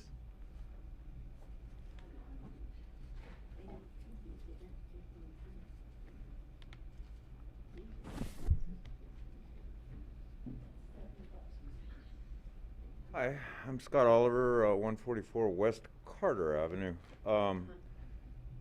I know that there's a lot of confusion right now on this side. It sounds like there are maybe some apprehension on your side. I'd just like to go one step at a time and not waste everybody's time.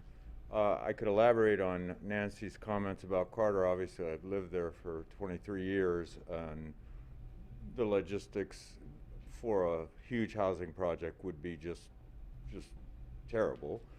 But that's not what the first step or the step that we're at. And I'd just like to clarify with you is that the reason I came today and I talked to Jen and submitted a written comment, which I was encouraged to do, about the acceptance of the SEIR and the safety element, which obviously you all will consider should the SEIR, the safety elements, be adapted. And that's just what I picked up out there.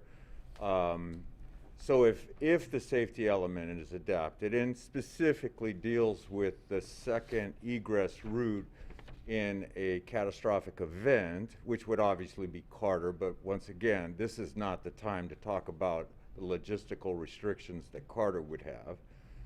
This is about the SEIR you people adopting it and bringing it into your world to consider at a future date the code, the zone change for the monastery. Am I right about that pretty much? No. No. Actually, there's two completely different EIRs that are circulating simultaneously.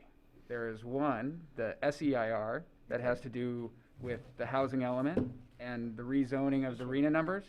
And then there's a completely separate one that is in overlaying 60-day rather than 40-day, if I have that right, 60 days, 75 days? It's 60-day public comment period for the Bailey Canyon project, the Meadows at Bailey Canyon. And that's what terminates on the 21st, correct? No.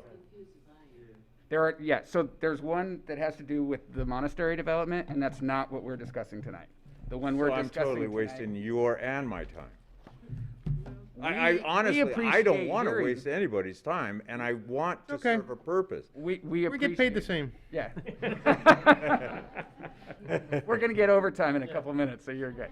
No. Well, the only thing I was going to try to get across to you as a member of the community who speaks with many members of the community, Carter's a big walking street. Everybody talks, as I'm sure everybody that lives in Sierra Madre knows.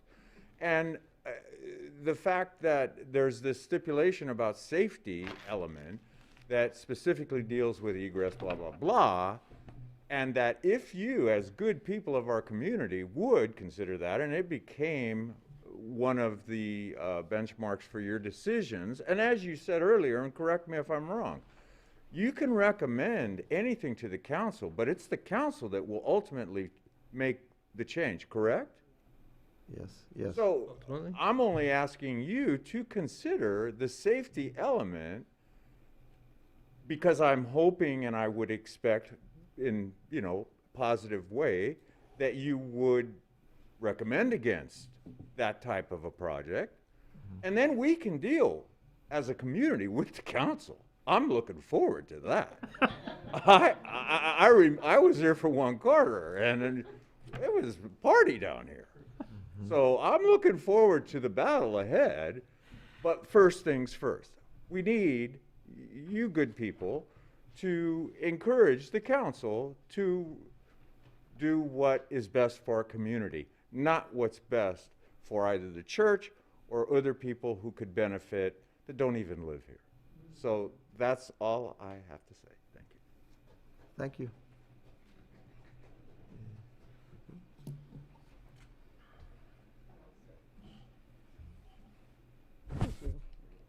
Hi, I didn't bring in my card, but it's Barbara Velturo. I live on Carter also.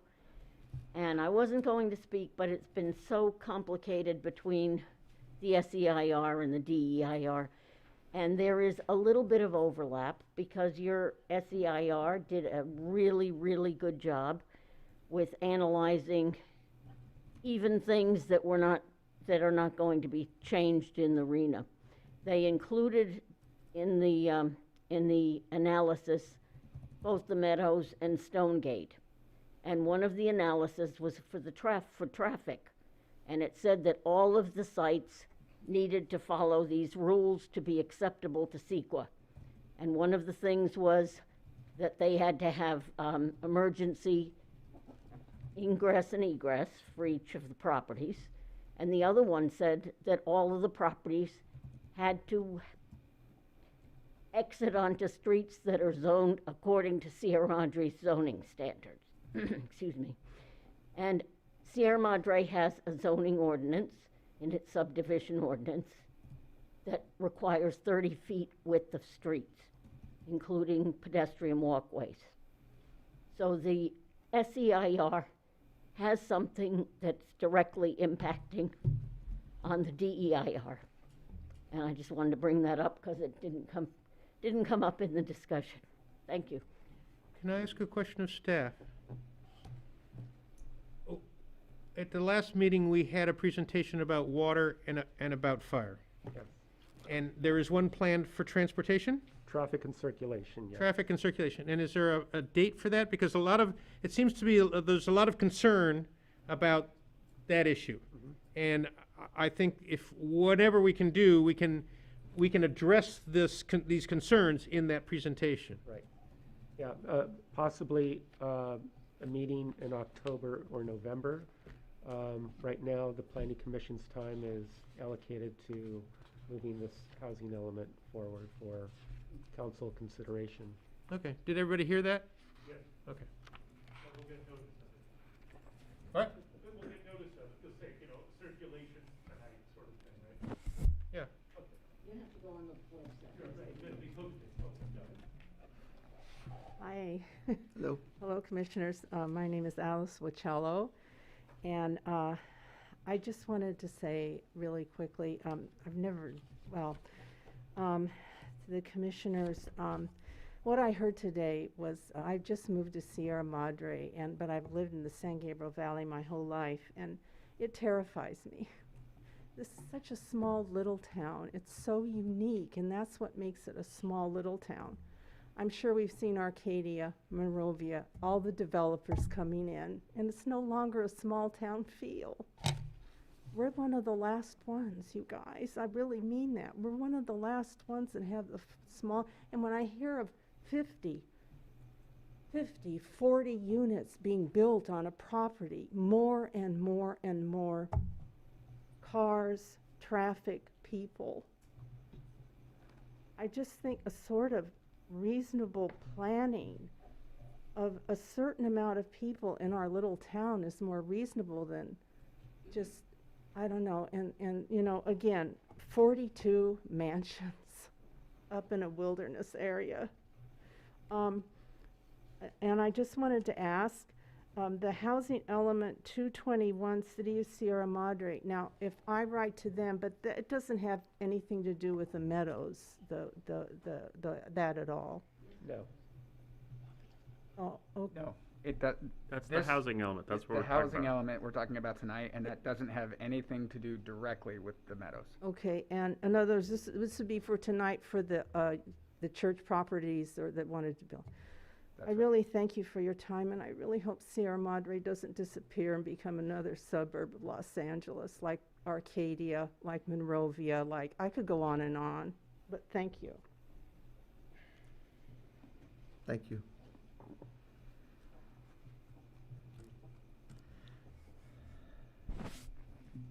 Thank you. Alex Arietta, 645 Edgeview.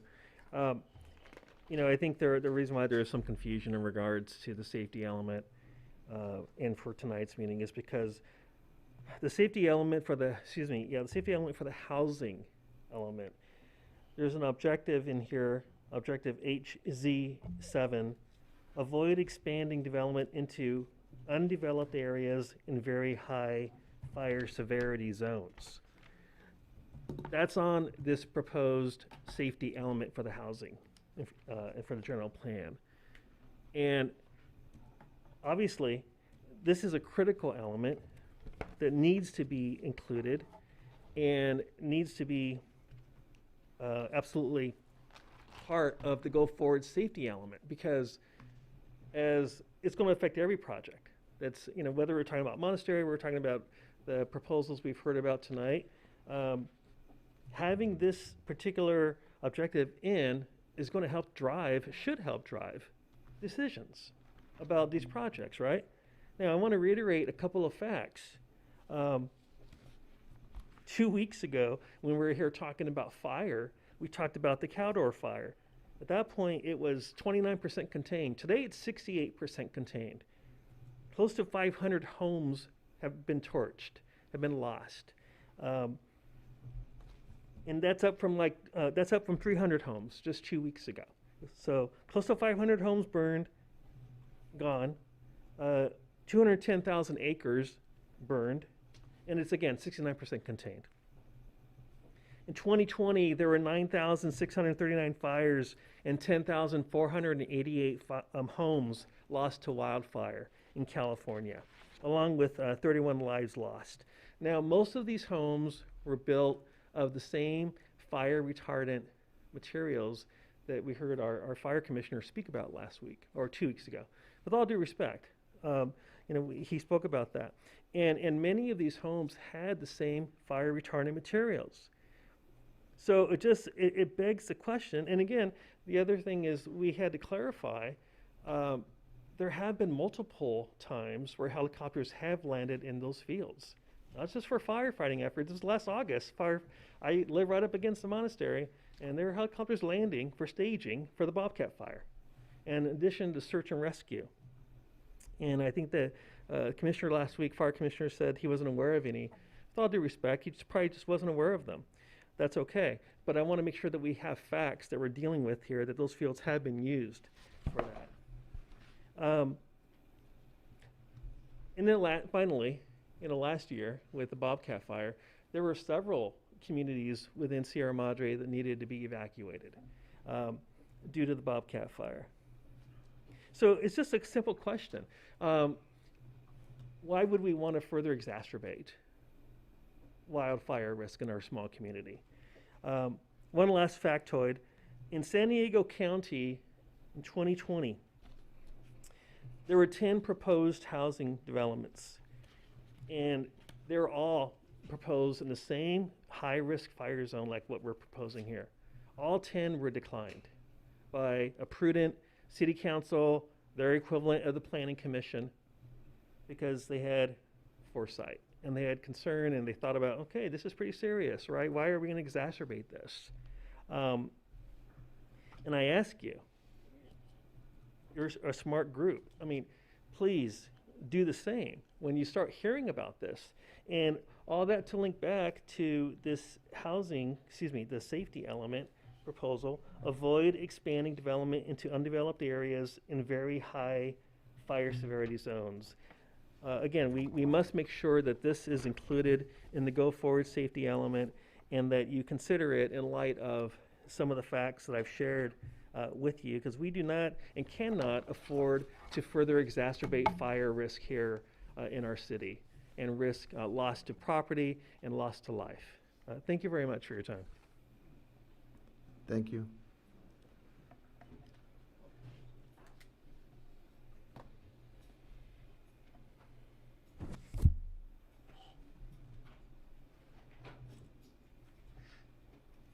Hello, my name's Claire Mclean, and I just moved here 2 months ago, and I feel very honored to be in your sweet town. I left Tahoe, where I came from, Lake Tahoe area, a little town called Truckee, a small mountain town like you guys, that has become overrun with too many people. I worked with the Chamber of Commerce, and we fought development hand and foot, mainly because of the fire situation that we're now in there. And to let you know, I had to keep my car packed in evacuation mode last year and the year before, and I'm glad to be out of there. I chose my home wisely when I moved here because I don't want to be caught in a situation where I can't get out, where there's so many people on the road that I physically cannot get out. And I am so impressed with your town. I'm impressed with the width of the streets, but mostly I'm noticing I walk every morning, every afternoon. This is how I'm getting to know your town. And if I can say one thing, if you guys have not walked up Lima, up to Bailey Canyon, down Carter, if you haven't walked that path, it's really, really important that you do, because there's so many people out. People here like to recreate. I am seeing that, and the biggest recreation I am seeing is getting out and walking with their kids, with their dog, with their friends, everywhere. And the sidewalks, some a little here, some a little there. This is why everybody walks in the street. And I'm wondering, just listening to all of this, where are these trucks gonna drive? The people will be in, are we supposed to stay home between like 8 and 5 so they can get through? Because when you have a car parked on one side and a car parked on the other and people are walking around the cars, it's going to be really hard to get all these trucks in, and the amount of pollution, the amount of just everything that's going to happen. And I've walked up by Bailey, and I've walked up the trail, and I've seen the monastery from afar. because I've been very curious about this whole thing. I'm not against providing more housing for people. I think what bothers me is the location of this housing and the fact that they have to drive through neighborhoods where so many people are walking. And you know, for people who have lived here forever that I've spoken to, it just sounds really sad to think that that could happen in that spot. There are other spots that it might be okay, but in that particular spot, it just seems, I mean, I've seen deer in there. I'm sure it's an ecosystem for a certain amount of wildlife. And I don't know, we had to go that way to save some of the land in Tahoe from being built on because it was an ecosystem for some wildlife. And, but I'm very impressed with your town. You guys are doing a great job, and I've been brought aware of this because I see all the signs everywhere, so I've been asking questions like what's going on. And you know, it seems like a beautiful piece of property. I mean, I would love to live there, but not with 40 other people up there. I feel like because of our climate change that it just might not be a great idea to have development at that spot with so few roads leading in and out. I only found 2, Sunnyside and then Carter. Also, I'm noticing Bailey Canyon, the parking place there is crowded all the time. And I see cars waiting to get in, cars waiting to get out. And I see traffic jams right there. I'm not sure of the name of the road, but it's close to where Lima is and where Carter comes in. And because I just trek up there a lot and I can see that. And seriously, if you have not taken that trek, I think it's really important, maybe go as a group. Have a field day. Go up there. Just walk the streets and see what everybody's talking about how precious it is and how quiet it is. And that's the main thing, I think, when people need to get away from their life for a while, it's just so quiet. So thanks for listening. I appreciate you guys. I love your town. Thank you.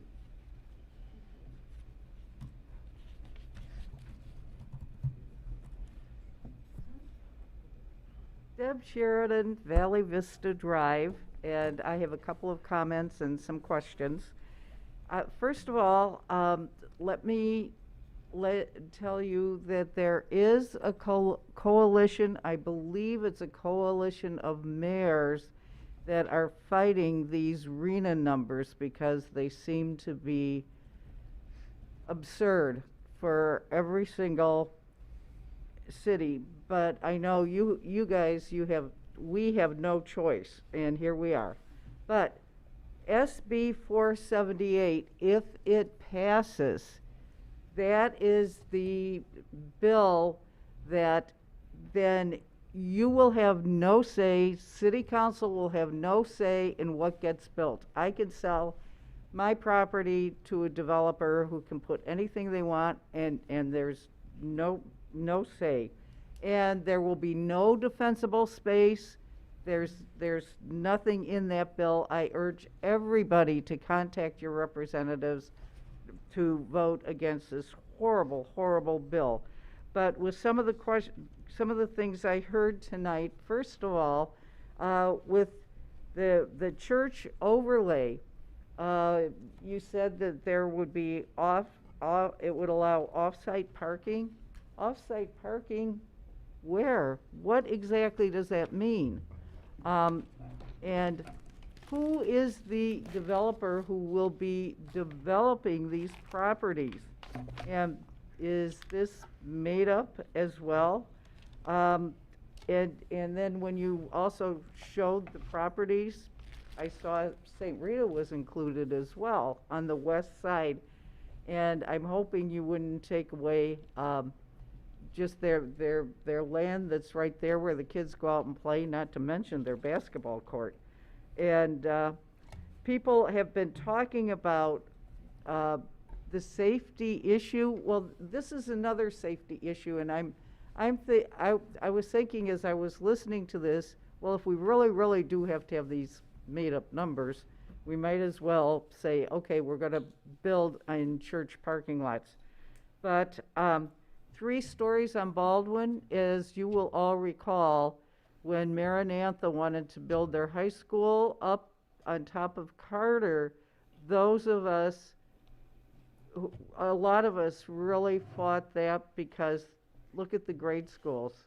And what in the world will happen if you build these apartment buildings and then we have down Baldwin, we have St. Rita, we have Gooden, we have Bethany, we have Sierra Madre School, Sierra Madre Middle School close by.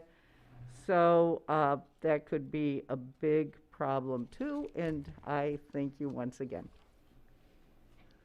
Yeah, thank you.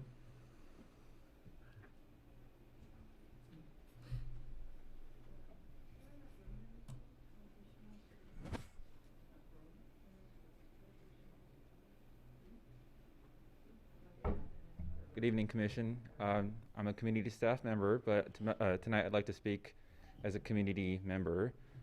I live on Bonita Street, and I'm glad finally someone finally brought it up that the concerns about the religious housing overlay, how this has a lot of potential to be a non-discretionary review.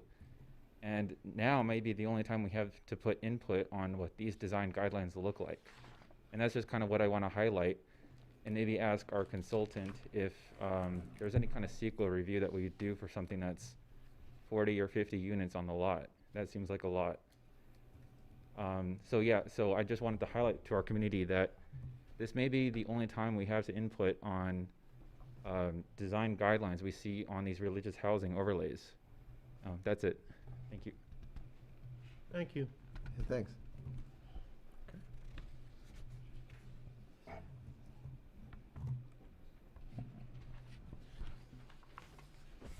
Anyone else?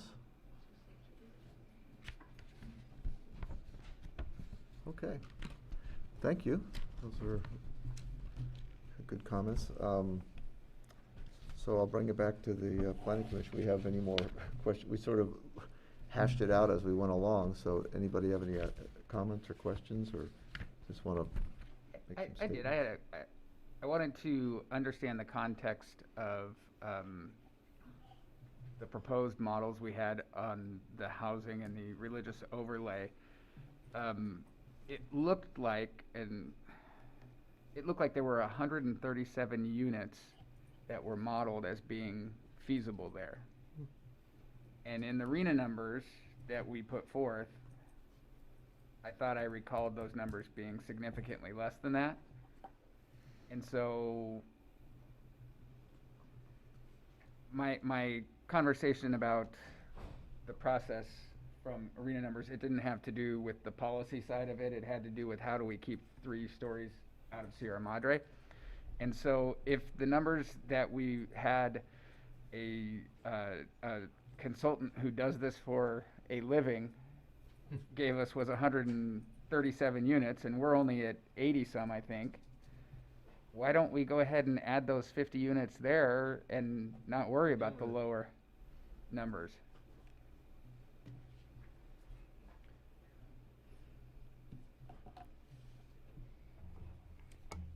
Good to see you again, by the way. Thanks for joining. So what Phil Burns showed you was what they modeled based on those sites getting a low-income housing tax credit, which, as he said, are minimum project sizes of 40 to 50 units. And they would require a density bonus on top of this religious housing overlay. We're not allowed to assume a density bonus in the housing element. So what we needed to calculate as the site capacity on these church sites was based on the 42 units an acre. So that's why the numbers are much lower. So the density bonus allows, and let's see here, I have the number here now. It was if you 68 units in the overlay zone, and in his we had 137. So that's quite a few, and that's all according to the density bonus?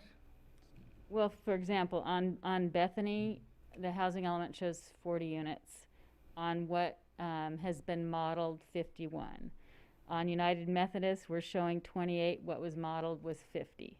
On Old North, what we're showing in the housing allowance 23, what was modeled was 36, although there were some other options. So he did show, you know, some at lower densities.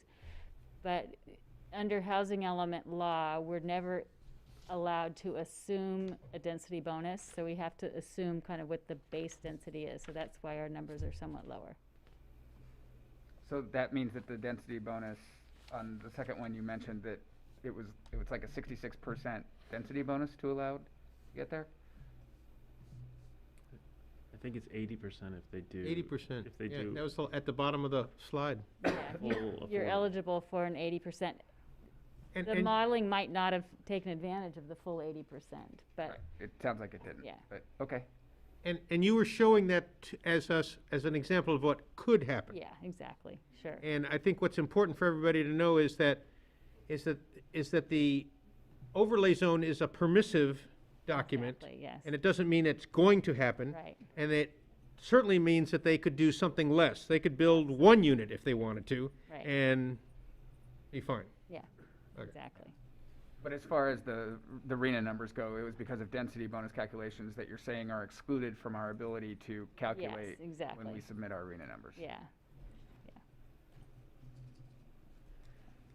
I have a question about the sites and the realistic numbers and what happens if they're not developed or if they're developed to a lower capacity. So if we have a site that, you know, just hypothetically says the realistic capacity is 20, and then somebody builds 10 units on it, do we have to make that 10 up somehow? Or do we just get to wait until the cycle's over? Or what do we do? So there's something called no net loss. And if a housing element site is developed with fewer units or to a different affordability than we've assumed. And on the R320 and R330 rezone sites, we're assuming affordability across the income ranges. So we aren't, even though with the density we could assume they're all lower income, we know that's not going to happen. So we assumed it across the income ranges. But if a site is developed as again with fewer units or to a higher affordability than the element, that isn't a reason that the city can deny the project. But they need to make no net loss findings if the project is approved to show that you still have extra buffer in your site's inventory to make up the shortfall. ADUs are going to come into play there. I think the ADU numbers that we're assuming are low. I think you're going to get more. So that's going to help, you know, offset. But yeah, that's kind of how it goes. What if, I mean, we identify certain sites, and then, you know, I think some of these just aren't going to happen, but whatever. But then what if somebody comes forward and says, you know, I'd like to develop my property, but I'm not one of those sites. That's fine. But can we make them a site? Because if they're zoned R3 now, and they can only build, you know, 13 to 16 units an acre, and they see, you know, well, how come Fred got his site designated in the housing element where he could do 20 or 30, and I can only do 13 to 16? Can I switch to one of those? Could we then approve that and like build up our buffer, or? Yes, exactly. So as part of that no net loss finding for a future project that is a housing element site, if you rezoned another site, you're going to look at that as contributing towards your RENA. So just because it's not in the site's inventory, anything that's developed during the planning period, you're getting credit. And every year the city has to look through its annual report on, you know, how many units have been built at the various income categories. But the whole push on a lot of these things is to eliminate cumbersome restrictions and controls so that they could build them easily. And if somebody's on one of these sites, they could. So if somebody's not, then they're going to have to jump through all these hoops, right, to get onto the site list. Well, they would have to do a rezoning. Yeah. Yeah, but I mean, the good news is you will have the zoning categories in place, and you know the city's going to be motivated to try to get some development. So as you know, sites are developing differently than the housing element, you've got some buffer. So I have a question, I think, on the no net loss. If someone is a landlord and they're renting out a piece of property in a small house in town, and this, if you go back a year and a half, we'd had this conversation, and they decide to replace that, whatever that dwelling unit is, with something and rent it at a higher rate, how does that count against us? Only if that piece of property is listed as a low, we've captured that as a affordable housing? So are they just raising the rents, or are they tearing No, down the unit? they're tearing it down and they're replacing it. There's new replacement housing requirements, so that if the unit was occupied by a lower income tenant, Right, little old lady. it's got to be replaced. That would what? It would have to be replaced. So if I own a piece of property and I'm renting it to some little old lady who, my mother-in-law used to know, and finally she moves out, if I replace that piece of property, or if I replace that house, it's got to also be at that same rental rate? If it was a site in the housing element, yes. Only if it was in the housing element. Yeah, or if it was a density bonus project. But if it wasn't a site in the housing element, I don't believe you'd be required to replace it. I just want to know how deep the Tentacles? the control goes. I mean, because we have people that are renting houses in this town at a very affordable rate. Sure. Because it goes back a long time. Yeah. And even I'm on Grandview, and I know of 4 within 200 yards of my house. And so, if that property changes over and they decide to put another building there, that's going to change the number of affordable residents in the town. But if it's not captured by the city doesn't know and can't enforce it. I may defer to Alec on this. I was just going to add that I know we're talking about the housing element, but SB 330 has a similar rule for those properties that are considered forgetting the term, but the housing developments covered under SB 330. So single family residence wouldn't be covered, but if there's 2 units, it would be covered. And so in your example, if there's a home and a ADU, I got one 50 yards from my house. and it sounds like it's 2 units, it might be covered under SB 330 maybe, for the replacement purpose. But if the city doesn't know this, they can't enforce that. Right. Yeah. Well, but the city would be approving the building permit for the new development. Right, so I think that what I'm hearing you say is that law only applies for houses that are designated in the specific housing element. And so if you're just a homeowner that's outside of these areas, the or just canyon with a little then house, you're not counted in those numbers, and so. so it wouldn't affect. Yeah. But I hear SB 330 may be everybody. But you'd still need to replace the unit, right? So if you have a house and an ADU, and then you move to 4 units, the problem is you're single family, so how are you gonna move to 4 units anyhow?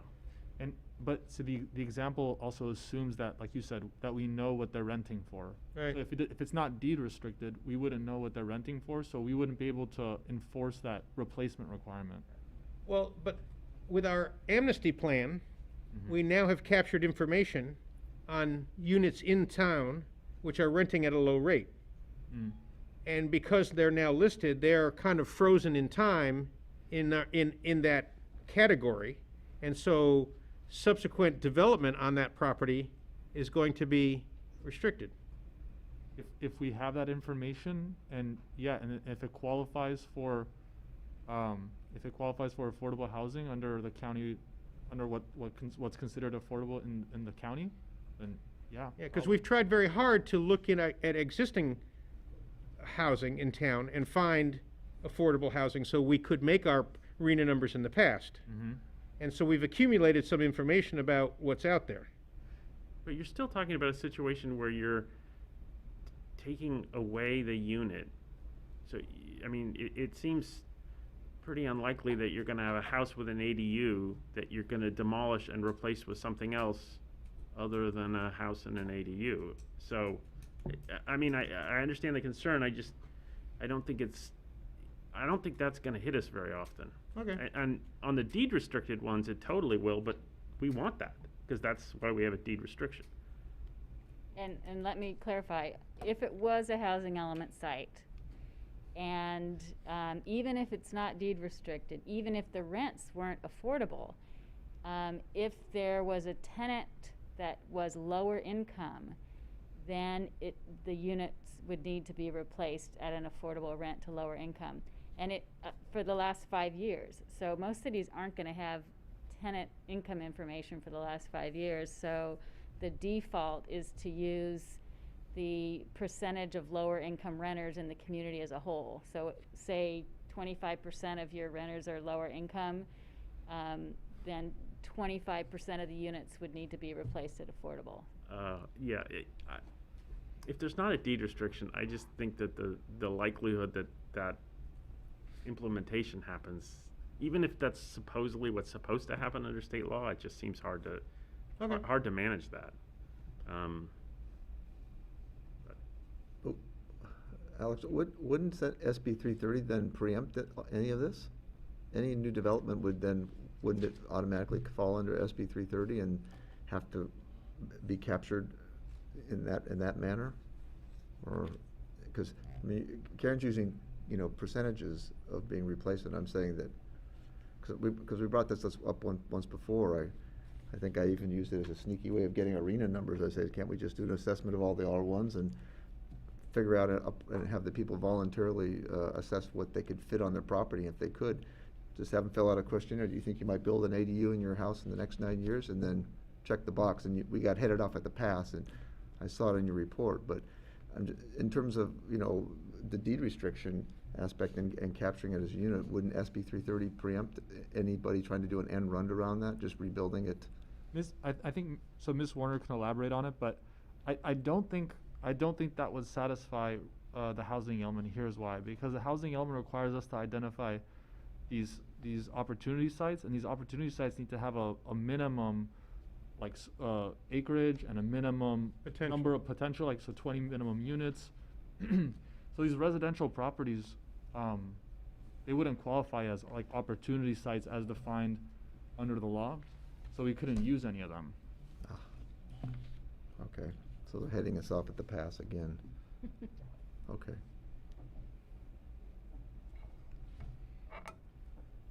Question, go ahead. I had other questions, but not for Ms. Warner, so if anybody else has anything for Ms. Warner. Thank you. So I want to make sure I have my chronology right. When we first talked about this, we thought that the number of houses that were in non-Measure V locations was sufficient, that we didn't need to go into Measure V and we didn't need to go to 3 stories. And now HCD has come back and said that our numbers aren't sufficient, and so we had to find an alternative to hit sufficient numbers. And it sounds like the recommendation from staff was 3 stories in order to achieve those numbers. And I didn't know if that was staff's recommendation, or if you had received guidance from council on how to proceed on this, or how this came about. Yeah, we've received guidance from our consultants and also the Arroyo Group with Bill Burns, trying to achieve the densities that are required and to make these opportunity sites pencil out, and specific to the congregational overlay sites. And so if we look at the full range of possibilities out there, it would be to identify more opportunity sites, or include some of the opportunity sites that are in Measure V, or take a run at HCD with the idea that a change to all of our zoning would possibly add more units in conjunction with everything that we've already done, or 3 stories. So if we were to, as I think I mentioned earlier, if we were to, staff did consider increasing density from 13 dwelling units per acre to 20 dwelling units per acre on all R3 properties. Guidance from our consultant said that is unlikely to be accepted by HCD, especially because you have to prove that these sites are likely to redevelop because of the conditions of the properties. And what we determined driving around town with the consultant is that many of these properties would not qualify, that HCD would not accept them. And just as a point of clarification, was that using that as an alternate method or using that in addition to all of the sites that we've already identified? A little bit of both. Okay. Because if we just use their reduced number and then in addition increased, would there be enough opportunity there for underdeveloped sites to get the numbers we need? Because it feels like we're pretty close without going to third story, and so I'm just really trying to figure out a way to bridge the gap. I guess it's what, 9? No, not 9 units. I don't remember off the top of my head how many units we need. We're short right now. Mm-hmm. Yeah, and I think we're talking about, a number of these sites, we're talking about 20 and 2-story already, right? So it's only a few that we're talking about going to 3. It seems like, especially if we considered on the religious parking lot reuse, we consider institutional besides just churches. There might be other opportunities there as well. And again, I think that, if we just took all R3 and made it 20, and then we took the sites and called them R4, just nice, easy steps, and we put that at, 24 or even 30, but didn't go to 3 stories and allowed a little bit more FAR, it seems like that works. And also, look, I know HCD has these rules and the way they do it, but their rules are for LA and big cities where they have big chunks of ground. We don't have any of that. And we could actually build a few units here and there, and they would add up, just like the second units have. And so I understand we have to play the HCD game, but I think this actually would produce a better result for us, both for the look and feel of the town and for the ability to produce more units. One of the restrictions is that we have size limit restrictions on lots. So we're looking at a half-acre minimum. So we would have Half-acre for which? a minimum for 20 dwelling units per acre. We are looking at consolidating lots. That's why we identified a block or a half block in some circumstances to consolidate lots that were possibly either underutilized or in need of replacement. Mm-hmm. So that was part of the challenge when you look across the board at just increasing everything to 20 dwelling units per acre.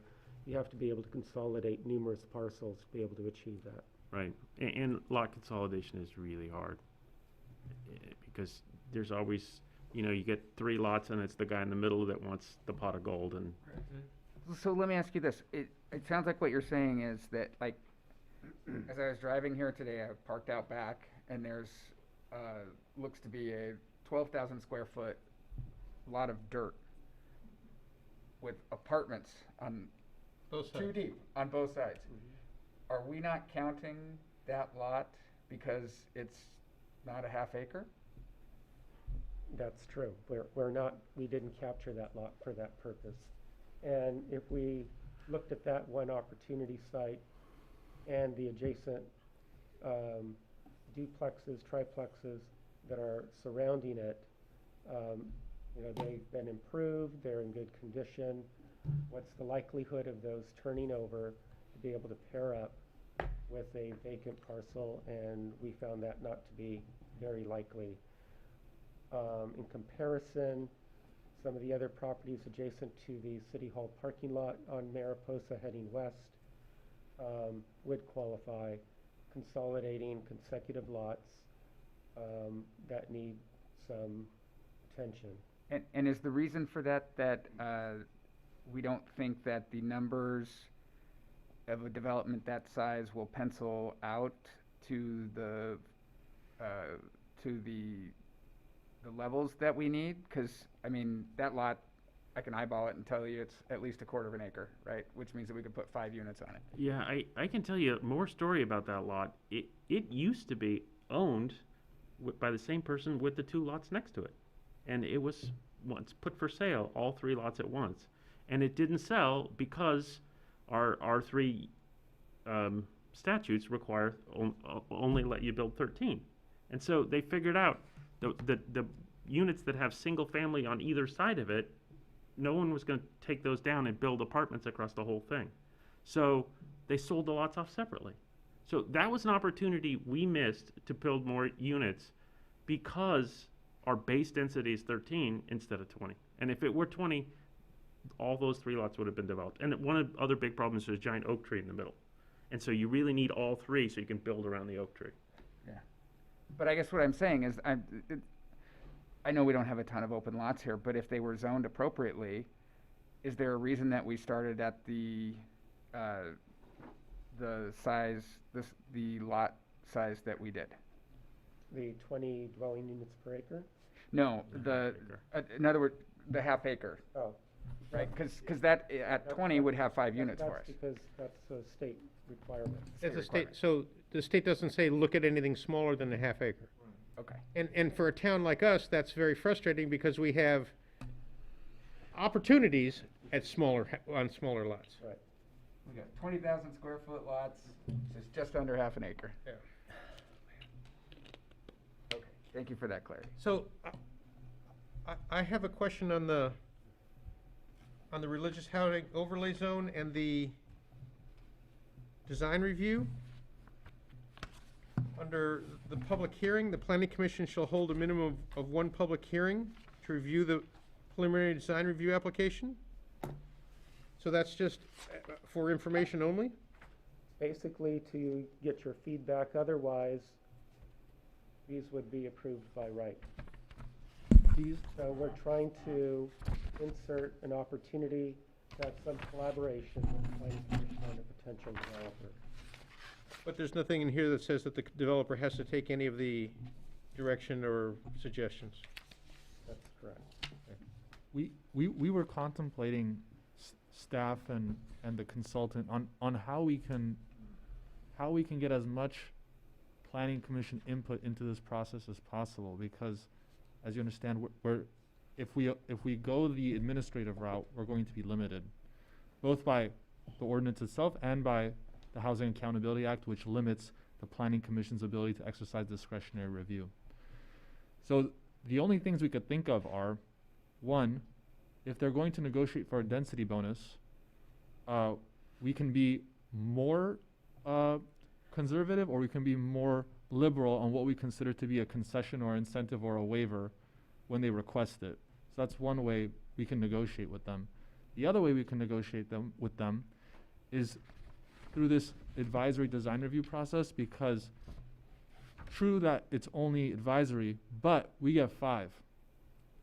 And you can keep coming back, they can keep coming back and coming back and coming back and presenting the project, and I mean, the developer's not going to like that, because that's just prolonging their development application. But under state law, we still get 5 hearings, and we can exercise all 5 of them. But isn't there the Streamlined Permitting Act? The Streamlined Permit Act only requires us to process their application within 30 days. And then once that application's been processed, we have hearings. Can you tell us, in one part it talked about the Universal Design Checklist and the Universal Design Model Ordinance. What are those? And can you give us a little more background on how that works? I'm going to ask the creator of this ordinance to come up.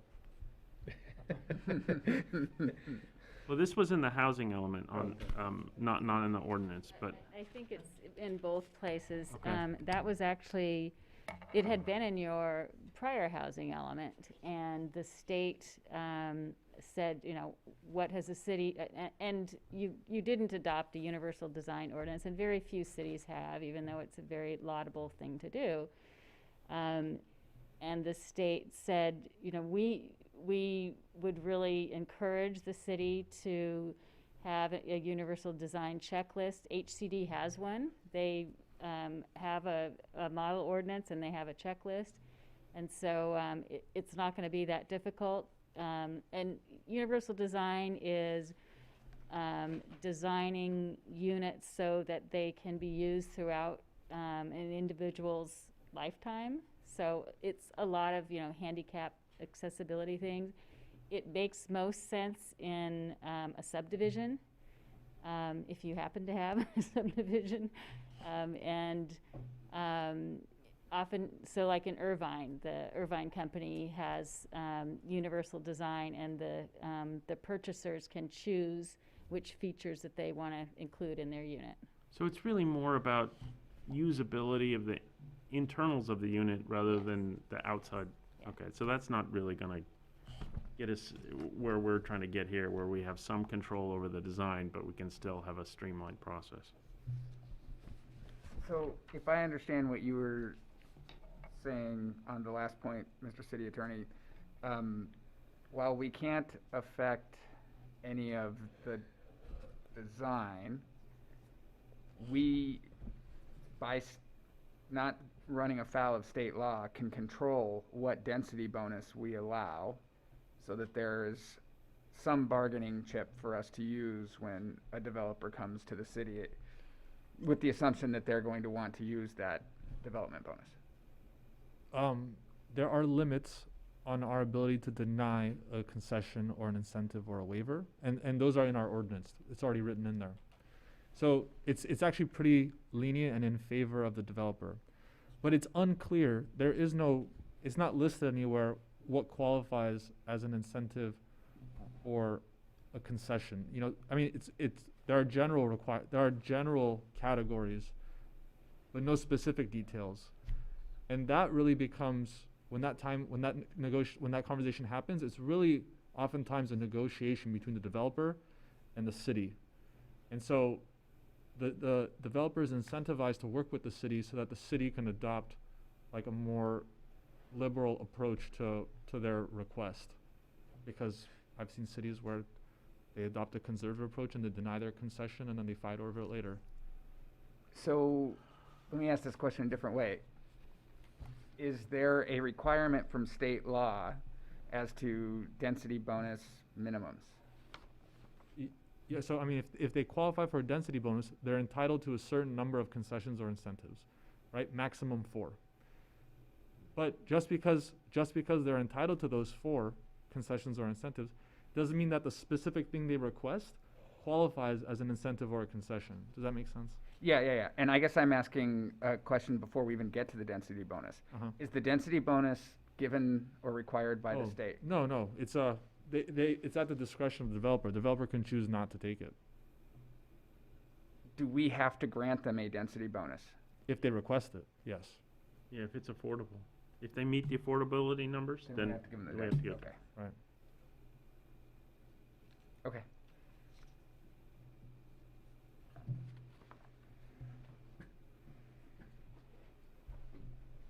I'm good. Good.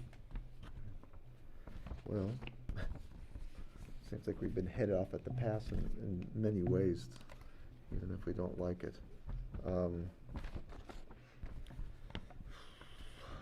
So what's the action we have to take tonight? We have to, nothing? Just instructional? This is a public hearing, and we do have a recommendation before the Planning Commission.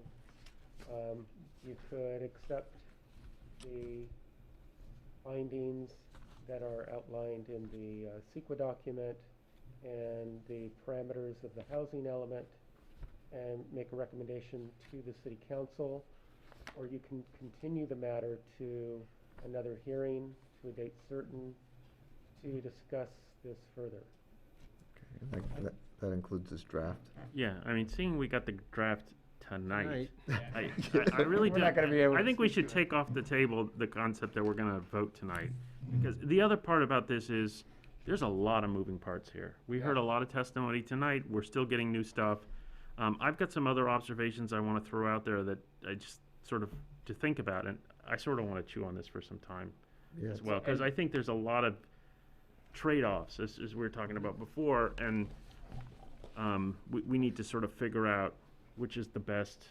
And I think we need to craft our recommendation to the city council too, rather than just sending one thing and say, you know, approve this, which they might have problems with. We might want to say, look, we think you should do this part this way, but if you disagree on this thing, this is what we think is the backup of that. So, because when we get to this whole 3-story versus more, I think it's going to be useful for us to provide a recommendation that gives our priorities and the reasons why we think that's preferable. Agree. Yeah, I'm glad, because I still had issues on the parking, especially in these religious areas, you know, in the development itself, because you're taking up space there. I mean, I know it seems like we're pigeonholed into places that are a half acre or larger, so that's why we're there. But, I mean, I'd like to, again, chew on more something, because if something gets built there, like as you're saying, these are real opportunities, then we're stuck with them too. So, and then what does that do to the church parking? And I mean, some of the availability that the church use their property. I mean, they may go for it in some respect. I'm trying to think of some creative ways around it. But given we're limited, I definitely want more time to think about it as well. I think that our future is gonna be more street parking. That's just the bottom line. And the concept that everyone is gonna have to park on a piece of property off the street is gonna be gone. Well, I think also if you have a situation where you have a church that has an affordable housing project that probably has a bunch of services that go along with it, are those people who live in that development gonna have the same parking demands as a suburban house, right? No. And you look at, you know, for instance, the senior housing project we have, I don't know how much parking there is, but I'm sure it's greatly reduced. And the Kensington parking is greatly reduced compared to that same number of just houses. And so we can't, you know, just use the numbers and go straight across. I think we are gonna have to think about that. I also, you know, when we talked about stories and podium parking, you know, if you have a podium parking and then you have 2 stories above, you got 3 stories and it looks like a big imposing mass. And that parking's not, nobody lives there. Cars live there, right? And we're trying to house people. That should be priority number 1. So I really just, I see these diagrams with these giant parking structures, and I just, Well, and the expense of it too. I mean, we always talk about low-income affordable housing. Who says a church is going to want to build these right, heavily structured civil parking, engineered- you're talking like 40 grand a spot. So how affordable is your housing gonna be if you're doing that? So, So you had some. well, I have, yeah, I mean, some of these are sort of just like minor pickup stuff, and some of them are sort of more nebulous questions, but I can run through this list if you want. Yeah. And it's based on, in order of the document, so some of them, they're certainly not in priority of importance, but, on page 77 of the staff report, in the chart, we talk about the RP zone, but we don't have an RP zone anymore. We have the overlay zone. So we should probably update that chart, and we should update, throughout the document. When we talk about the affordable housing density bonus, one of the things we talked about when we adopted that ordinance last time was that the definition of housing development was set by state law, and that kicks in at 5 units. And so you can't do an affordable bonus if you have 2 to 4.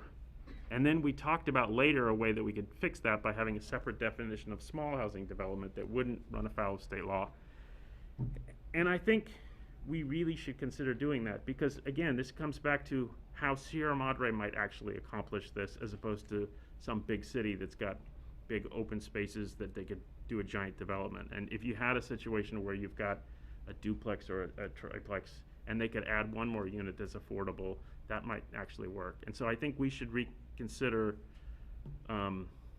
adding that to our affordable density bonus ordinance. And I don't know if we say that in the housing element and it gets us any traction with HCD, probably not, but we should, I think, do that. Next is on staff report page 83. There's a discussion of Measure V and the state density bonus law and how that can override Measure V, so that if Measure V limits us to 13 units to the acre, and then you have a density bonus, you know, that gets you above the 13. But one question I had, and we talked about this a little bit when we did the affordable density bonus, is there's a state minimum that you have to provide for the affordable density bonus, and in many cases we did more. And in the housing element, they analyze it for the amount that we put in, not the state level, right? So does the fact that the state then approves our housing element with that higher number mean that that number overrides Measure V, or is it the state minimum? The density bonuses, I remember, were greater. Right. But the height wouldn't come through the density bonus. It would come through the incentive and the concession. No, I'm talking about the density bonus. So, so for instance, let's say if you provide X amount of affordability, and under state law you get a 20% bonus, and under our ordinance you get a 40% bonus. Right. Right. So would you, and then but in the HCD approved housing element we talk about the 40%. So then in Measure V, if you build something, do you get a 20% bonus or do you get a 40% bonus? I think you would get what you're entitled to under our code, under our municipal code. So you get the full 40%? I think so. Well, and I But mean, they'd still be, right, so they would get the 40%, but they'd still be limited to the height, right? The height in Measure V, because the height isn't tied to, it's tied to the amount of affordability. It's not tied to the density bonus. So the number of concessions and incentives you get aren't tied to the density bonus. They're tied to how affordable the project is. right. But if you had a concession, and one of the concessions was 3 stories, Right. and the developer demonstrated that they absolutely needed that to get the affordability, we could approve that even though it goes against Measure V. Right. Okay. Wait. I want to make sure I understand what you just said, because that could completely change all the numbers that we're saying. Because if that's true, that we don't need, that we can override, that state law overrides Measure V, then why don't we add in those spots that we were worried about Measure V conflicting with? We can, if you want. But before, when we Yeah, talked about them being in Measure V, we said then we'd have to go have an election, citywide election, To overrule. to overrule. Measure V. We would, but the density bonus wouldn't require any kind of see, because what we're contemplating, if we do it via the housing element route, that would contemplate us adopting an ordinance, right? And and that action would conflict with Measure V, and so we'd have to do the election. But if it goes to the density bonus route, then state law would automatically trump our ordinance, and there is no election necessary. Are we not? Yeah, okay, so here's where we go back to the first question I had, and maybe the distinction got lost, but if we adopt a density bonus, right, that's in excess of state law, if that's still applicable in Measure V, why can't we identify a site in Measure V and say, it has a housing affordability bonus of 200%, or whatever we need to get to the magic target HCD number, and then be done? Well, I think she said that the density bonuses don't count towards your RENA numbers. That's why the numbers that were But they do if you higher- have an overlay zone. Because we did use a, You would need to have the site with the zoning in place to be able to count it as a site in the inventory. The state doesn't ever allow you to assume density bonus. So it would need but we are assuming overlay zone, right? We do the housing affordability That's over. a distinction that I was actually surprised of. This is the first round I've used overlay zones, and I had extensive conversations with HCD about it, and they are allowed to be assumed to be used. So it is a little different than density bonus, but The overlay zone is assumed to be used, but not the density yes, bonus within. exactly, yeah. Yeah. Still doesn't help us. So, but why don't we overlay a couple of sites in Measure V? That, and then get rid of the 3 stories everywhere, and we got enough numbers. That would require an election, though. Oh, for Measure V? Okay. Yeah. It doesn't, it's not scoring up to me, but I'll guess I'll defer that. An overlay zone to grant the density bonus? Is that? Well, the density bonus doesn't count towards RENA numbers, so we're not trying to get the density bonus. We were trying to see if there was some condition where state law would overrule Measure V such that it didn't require an election, so that we could include those numbers in RENA, I think is. Yeah. Yeah. Right. And you're saying that those sites inside of Measure V as possible sites for development, because there's a lot of places like inside Measure V that there are a lot of opportunities in there. Right. I mean, a whole lot. Yeah, right. maybe that's something, because I think that we probably have a few takeaways that we would like to ask of staff before we meet again, and maybe that could be one of the ones, is Yeah, to 'cause I think there's. see if there's a case where state law would trump Measure V such that we could put some of those locations in there. I mean, Montecito has not worked well as a manufacturing district, and there's some buildings there that are on large enough lots that or that are abutted by very tall buildings on the back, so that a 3-story building in there would be undiscernible. Staff did look at Montecito when we were looking within Measure V, and at other sites within Measure V that we brought forth to the Planning Commission.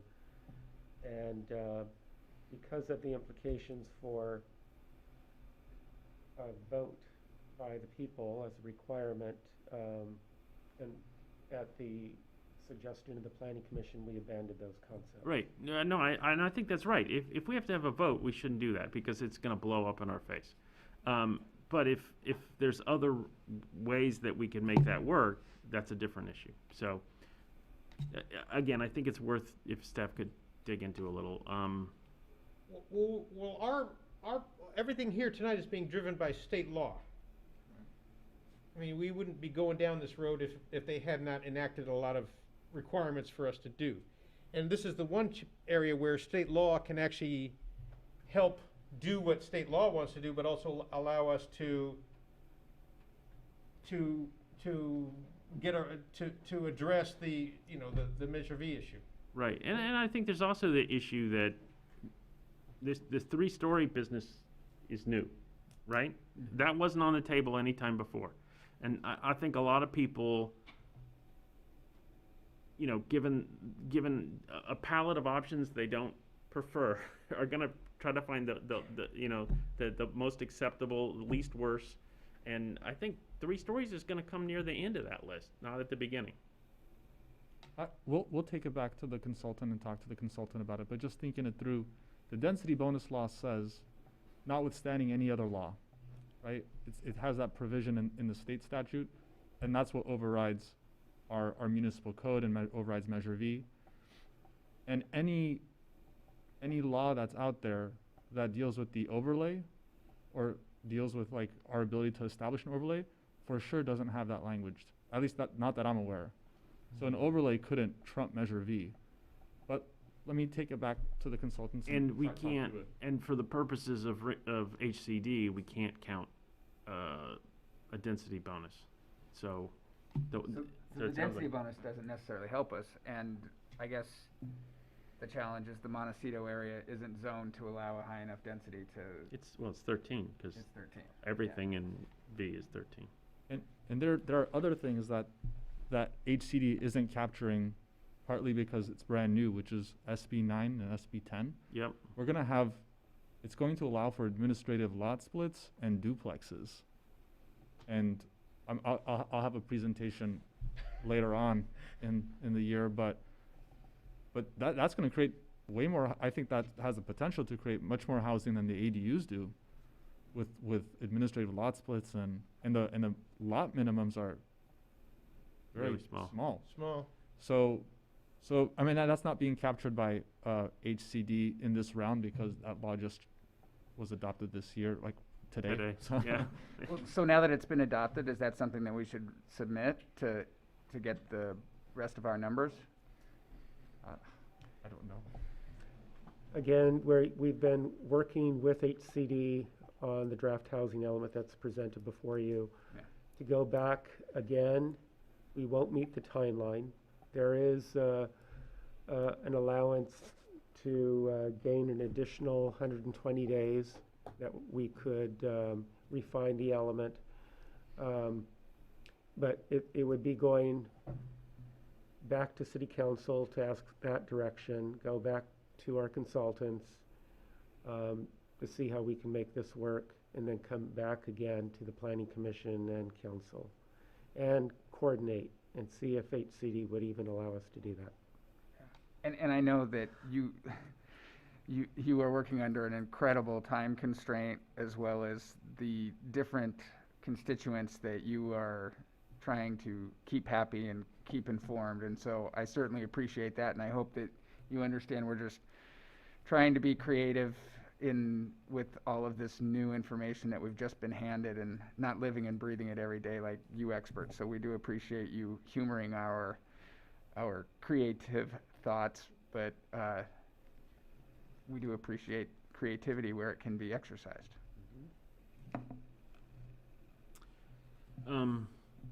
Okay.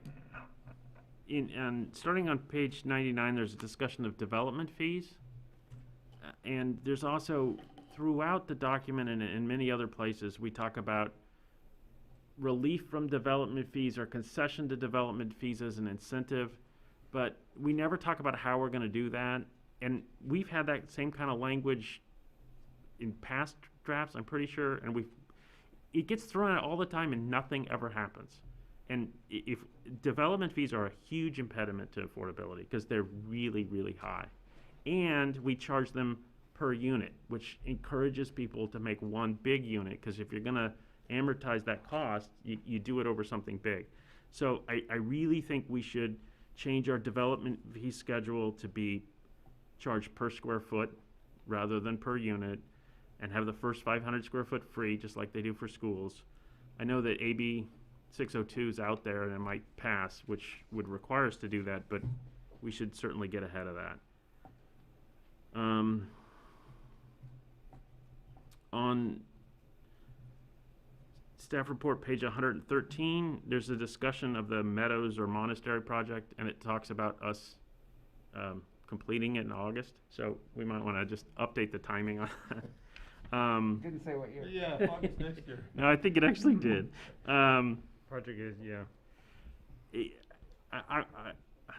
A big issue I have is the site selection and whether we go and we can circle back on that. On staff report, page 117, there's a mention of site 4, and it talks about 19 units. Isn't that, don't they mean 19 units per acre? Because the table says we're going to add 5.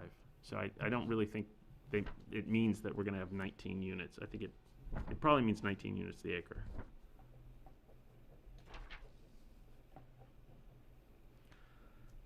Let's see, on table V2, which is on staff report 139, the rehab progress total is 0, but one of the upper ones says 3, so the total should say 3. And also, by the way, this table shows our progress in the last element, and we should take a minute and notice that we produced more units than our arena numbers last term. We did our share, and I know we got a lot more now, but we're not shirking like some other towns. And that's, their shirking is what's causing everybody's numbers to go up. On staff report page 148, there's a mention of the, let me get to it. There's a new table that was, or new bullet points that were added about what these sites have to have.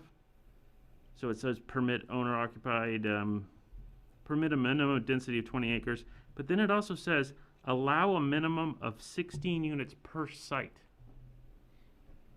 And that doesn't seem feasible to me because some of our sites are small, like site 4, right? I mean, site 4 is, if you allowed 16 units on site 4, that would be 49 units an acre. So I don't know if that's an HCD requirement. Okay. Site 4 isn't a low-income site. And so that's for low-income sites, a minimum of 16 units. And the way we're defining sites is different than parcels. So for example, site 1 are all the parcels on Mariposa. Right. Yeah. So that 16 would talk about all of those, not each parcel. Right. But if site 4, which is only like half an acre or even less, decided to put affordable, would they be able to put 16 units? No. It's just saying that for our lower income sites that are part of a rezone program, they need to be able to accommodate a minimum of 16 units. We're not counting site 4 as lower income. Okay.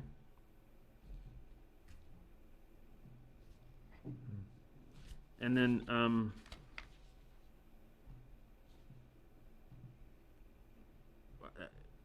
for the zoning ordinance itself, for the H320 and H330, if that's what we call them, but I'd prefer to call it H4 or H4 and 5.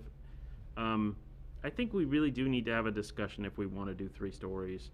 And if we're going to do 3 stories, it should be actually buildable as 3 stories. And we should also talk about the FAR. Because to have the same FAR, I mean, I get that we want to make these smaller units. That's a good thing. But you can't do it to a point where it just doesn't pencil, because then you're defeating the whole purpose. So we should think about how much FAR we want to increase, and also we should have the bigger discussion about the 3 stories. And then I haven't obviously had time to look over the religious housing overlay zone, but I would prefer this to not be a religious housing overlay zone. I would prefer an institutional housing overlay zone. I mean, I have nothing against church programs, but it just seems like we shouldn't single out church programs, because any kind of institution could provide this kind of assisted and helpful situation for affordable housing.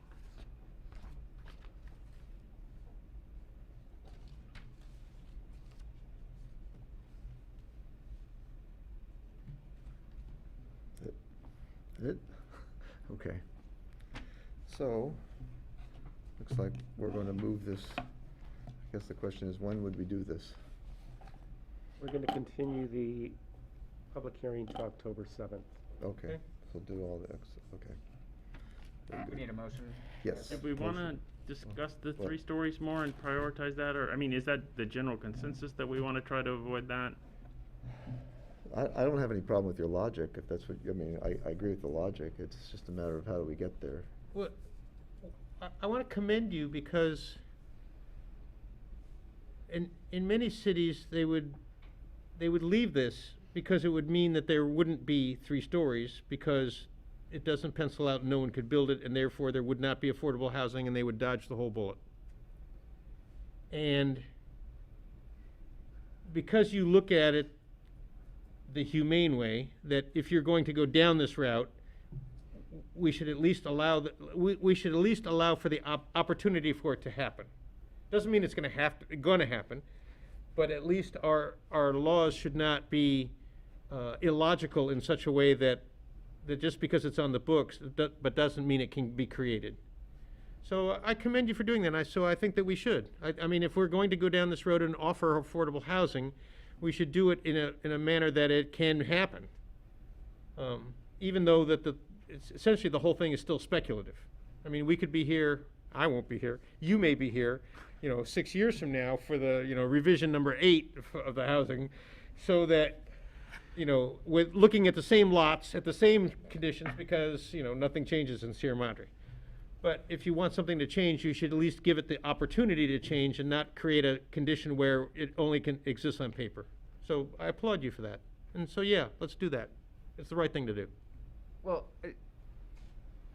I think there's a question before that of whether or not 3 stories is the way to go. Fine. Or looking at other things. Right. I don't necessarily disagree with the idea of making viable 3-story housing, but I don't think that it's my first choice. Agreed. 3 stories. We're on the same page on that. Yes, I agree. So and also, if we do have to accept some 3-story, we should be thoughtful about where it goes. And one of the things we talked about on the religious or institutional is that there's a 40-foot setback on the 3rd story, right? So it's on a bigger site and it's sort of tucked back. Whereas if you did it on some of these other sites, boom, it could be right out there. And to me, that's a bigger issue. And so I'd like to do away with 3 stories altogether if we can swing it. But if we can't, I want to be able to push them back and hide them somewhere. And especially if 3 stories are going to come up as part of our density bonuses. Right, because if you have 3 stories and you have a density bonus, guess what? Then you have 4 stories.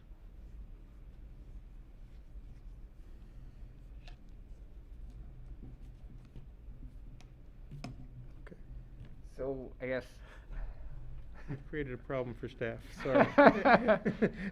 probably just sent that off today, huh?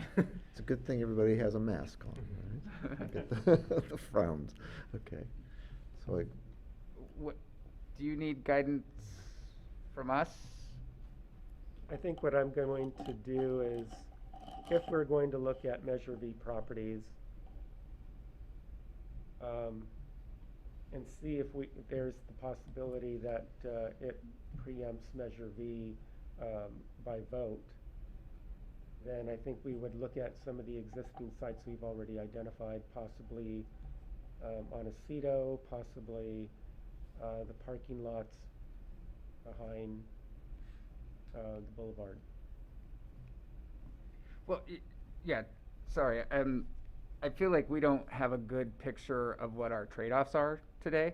I think today was kind of the first day, well, this presentation was the first day that really 3 stories kind of popped to everybody's forefront. And so I don't know that we have a good understanding of the alternatives to recommend to council today.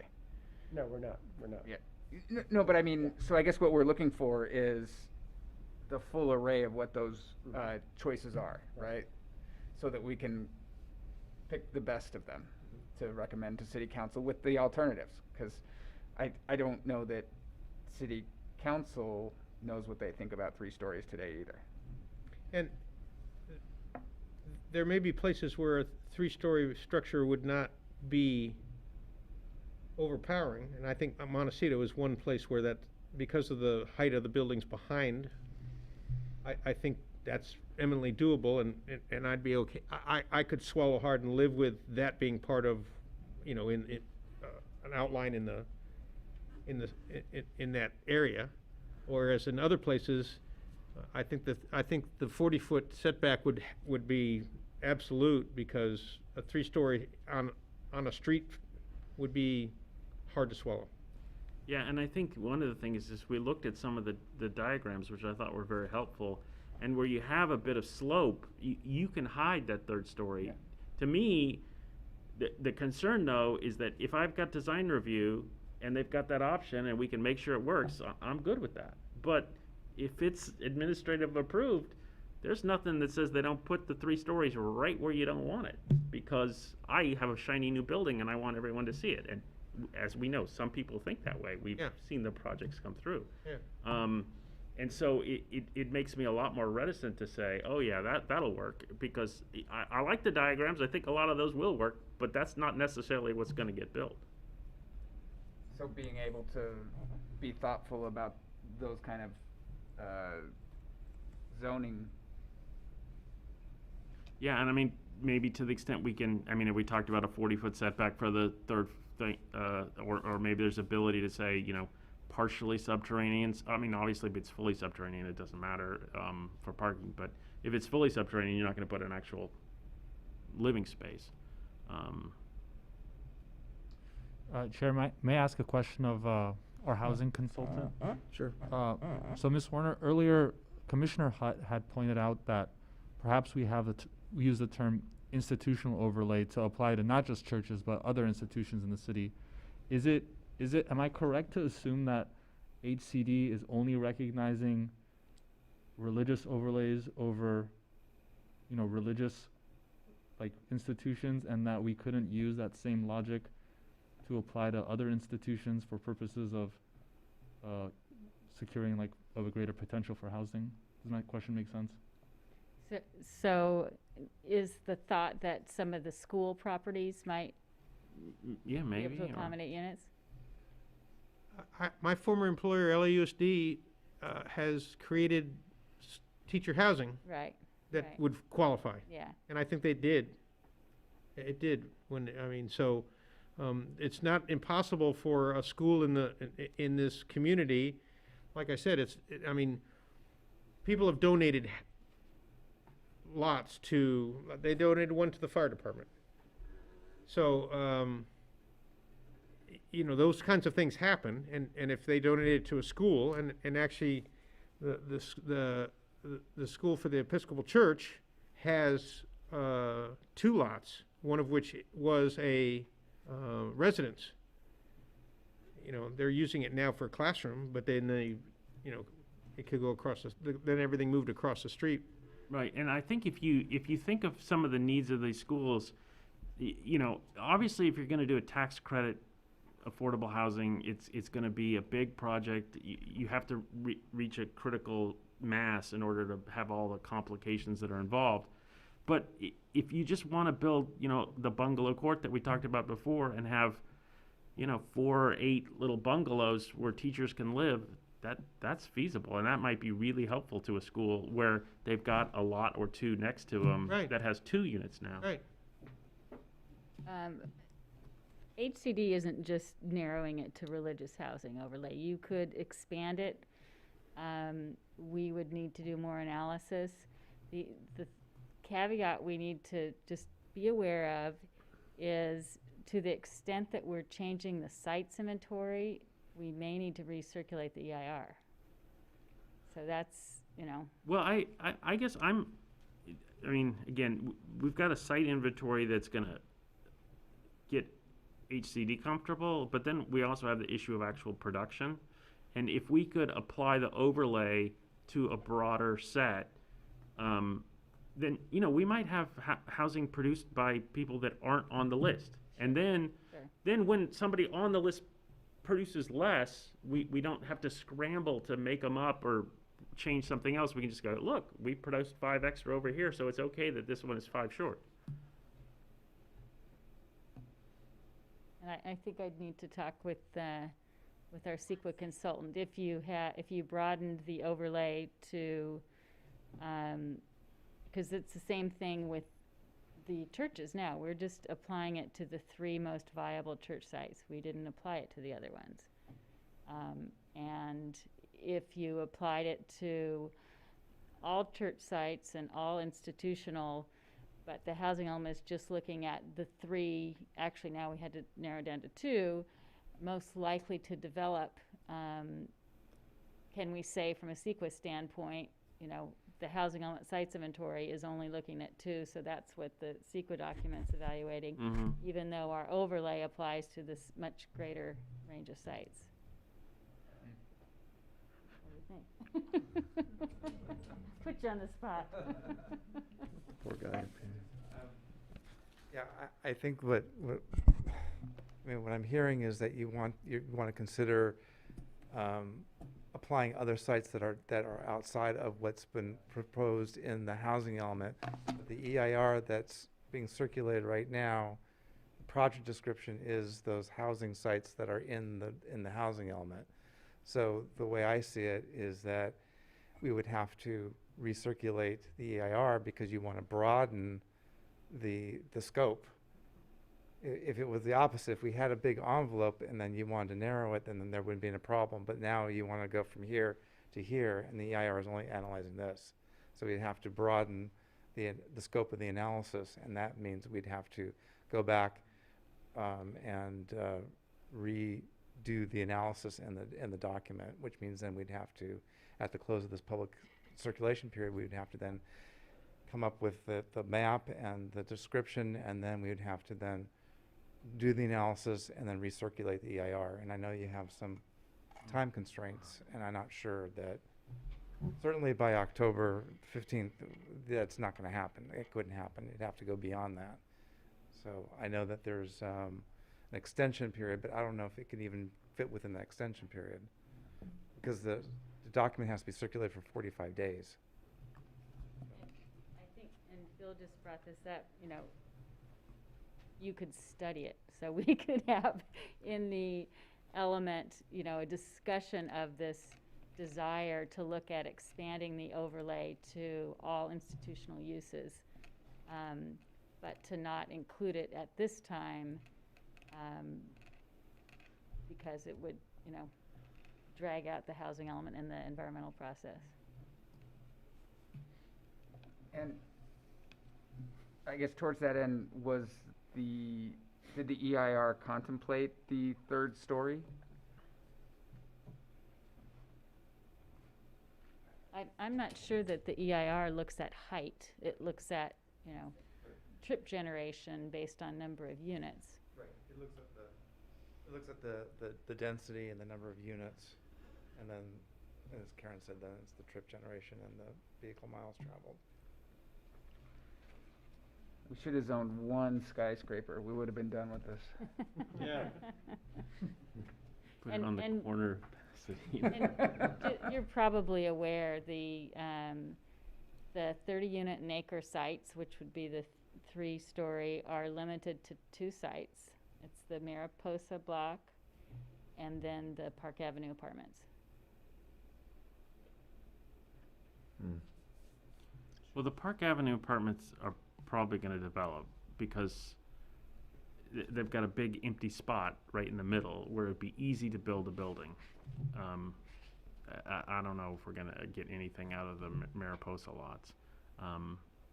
So, I mean, I guess the question is, you drive down the boulevard, what do you think about a 3-story building there? How far back is it from the curb? But even there, even on the boulevard, if it's 3 stories, your view of the mountains is going to be gone. Yeah, it's on the north side. You can't get far enough away to look over it. And that's been a point of failure for the community. They don't. The view of the mountains seems to be sacrosanct. And we're not saying it would just happen in those 2 locations. I mean, we're zoning it so that it could happen anywhere in that zone. Right. Well, but the high-end 3-story zone would only be those 2 spots. The way what's currently contemplated. Because it's with the 330? It's with the 330. Right. Okay. So it's just literally we're talking about 2 spots. And the church buildings. Right. But the church buildings, we at least have the setback on the 3rd story.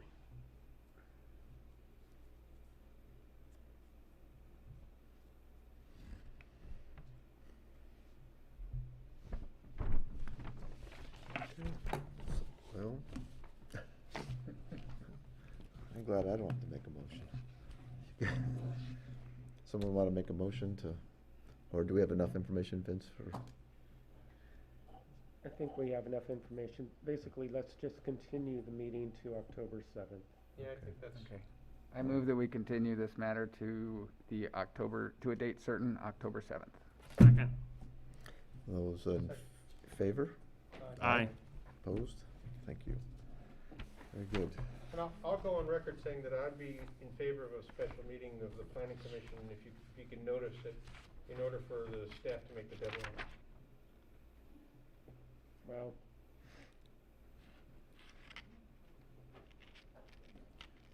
The other thing is, where that might come in handy is, we might ship it up to the city council, and they might want to get feedback from us, and so it might come in between those two city council meetings. We might want to like pencil in a date there in case the city council needs some feedback on, hey, you said X and Y, but we want to switch this. What do you think about these? So we could bounce through. I don't know if that's going to cause problems if we went up and down like that, but I think that might be more helpful thinking about the schedule than putting another one in now.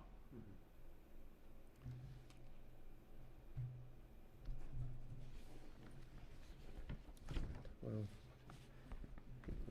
let us, I guess, you'll let us know what we need to do. It sounds like, I mean, you know, we're all willing to be around and do what needs to be done. we could always, at the next meeting of October 7th, if there was an opportunity to put in another meeting, you can continue it to that date certain for a special meeting of the Planning Commission. Okay. Sounds good. All right.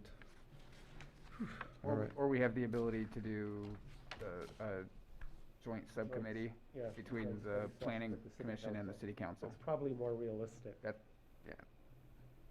Especially if it's a technical kind of questions, yeah. Okay. That might Yeah, be I think something. that'd be better, and everybody has the opportunity to hear the same question and answer to that question and discussion. Okay. But the question about whether the state law trumps Measure V as a bonus will be germane. Yeah, we'll research that. You know, because I understand where the third story came up, because you can't fit enough units in on the square footage on the pad size that you're given. You know, the problem is that the town has made it abundantly clear that it's not in favor of tall buildings. Although there are plenty of three-story buildings in town, and some of them are hidden well, and some of them are, you know, it can be done. Yeah, I mean, if you look at the senior housing project, right, it's on the south side of the street, this third story is pushed back, it's a sloped roof, it's not that, it really does fit in, it's really well designed. But that doesn't mean there's not an opportunity to do otherwise as well. All right, we can move on then. Planning Commission reports? Anything from anybody in the Planning Commission? Okay, I don't have anything. Planning and Preservation Department? So at our last meeting, there was a discussion about having email addresses, city email addresses for the Planning Commission. So we have created that, but it's going to be Planning Commission at cityofsierramadre.com, and people will be able to actually even email you directly through that email address. We posted that on our webpage. It's actually up there now. We're going to refine it a little bit more next week, and we'll also include it on our agenda.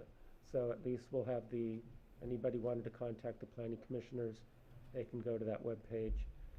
And we also wanted to ask the planning commissioners to inform any other of the residents who are now emailing you and direct them, instead of your personal address, to this city planning commission address. If I may, the email address goes to all of you. Right. There is no ability to email you individually.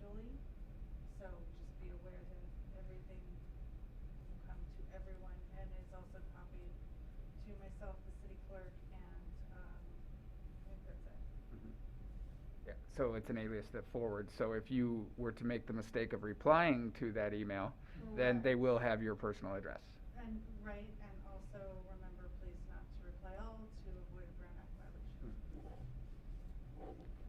Thank you. Okay, very good. Anything else? Then we will adjourn to October 7th. Thank you. All right.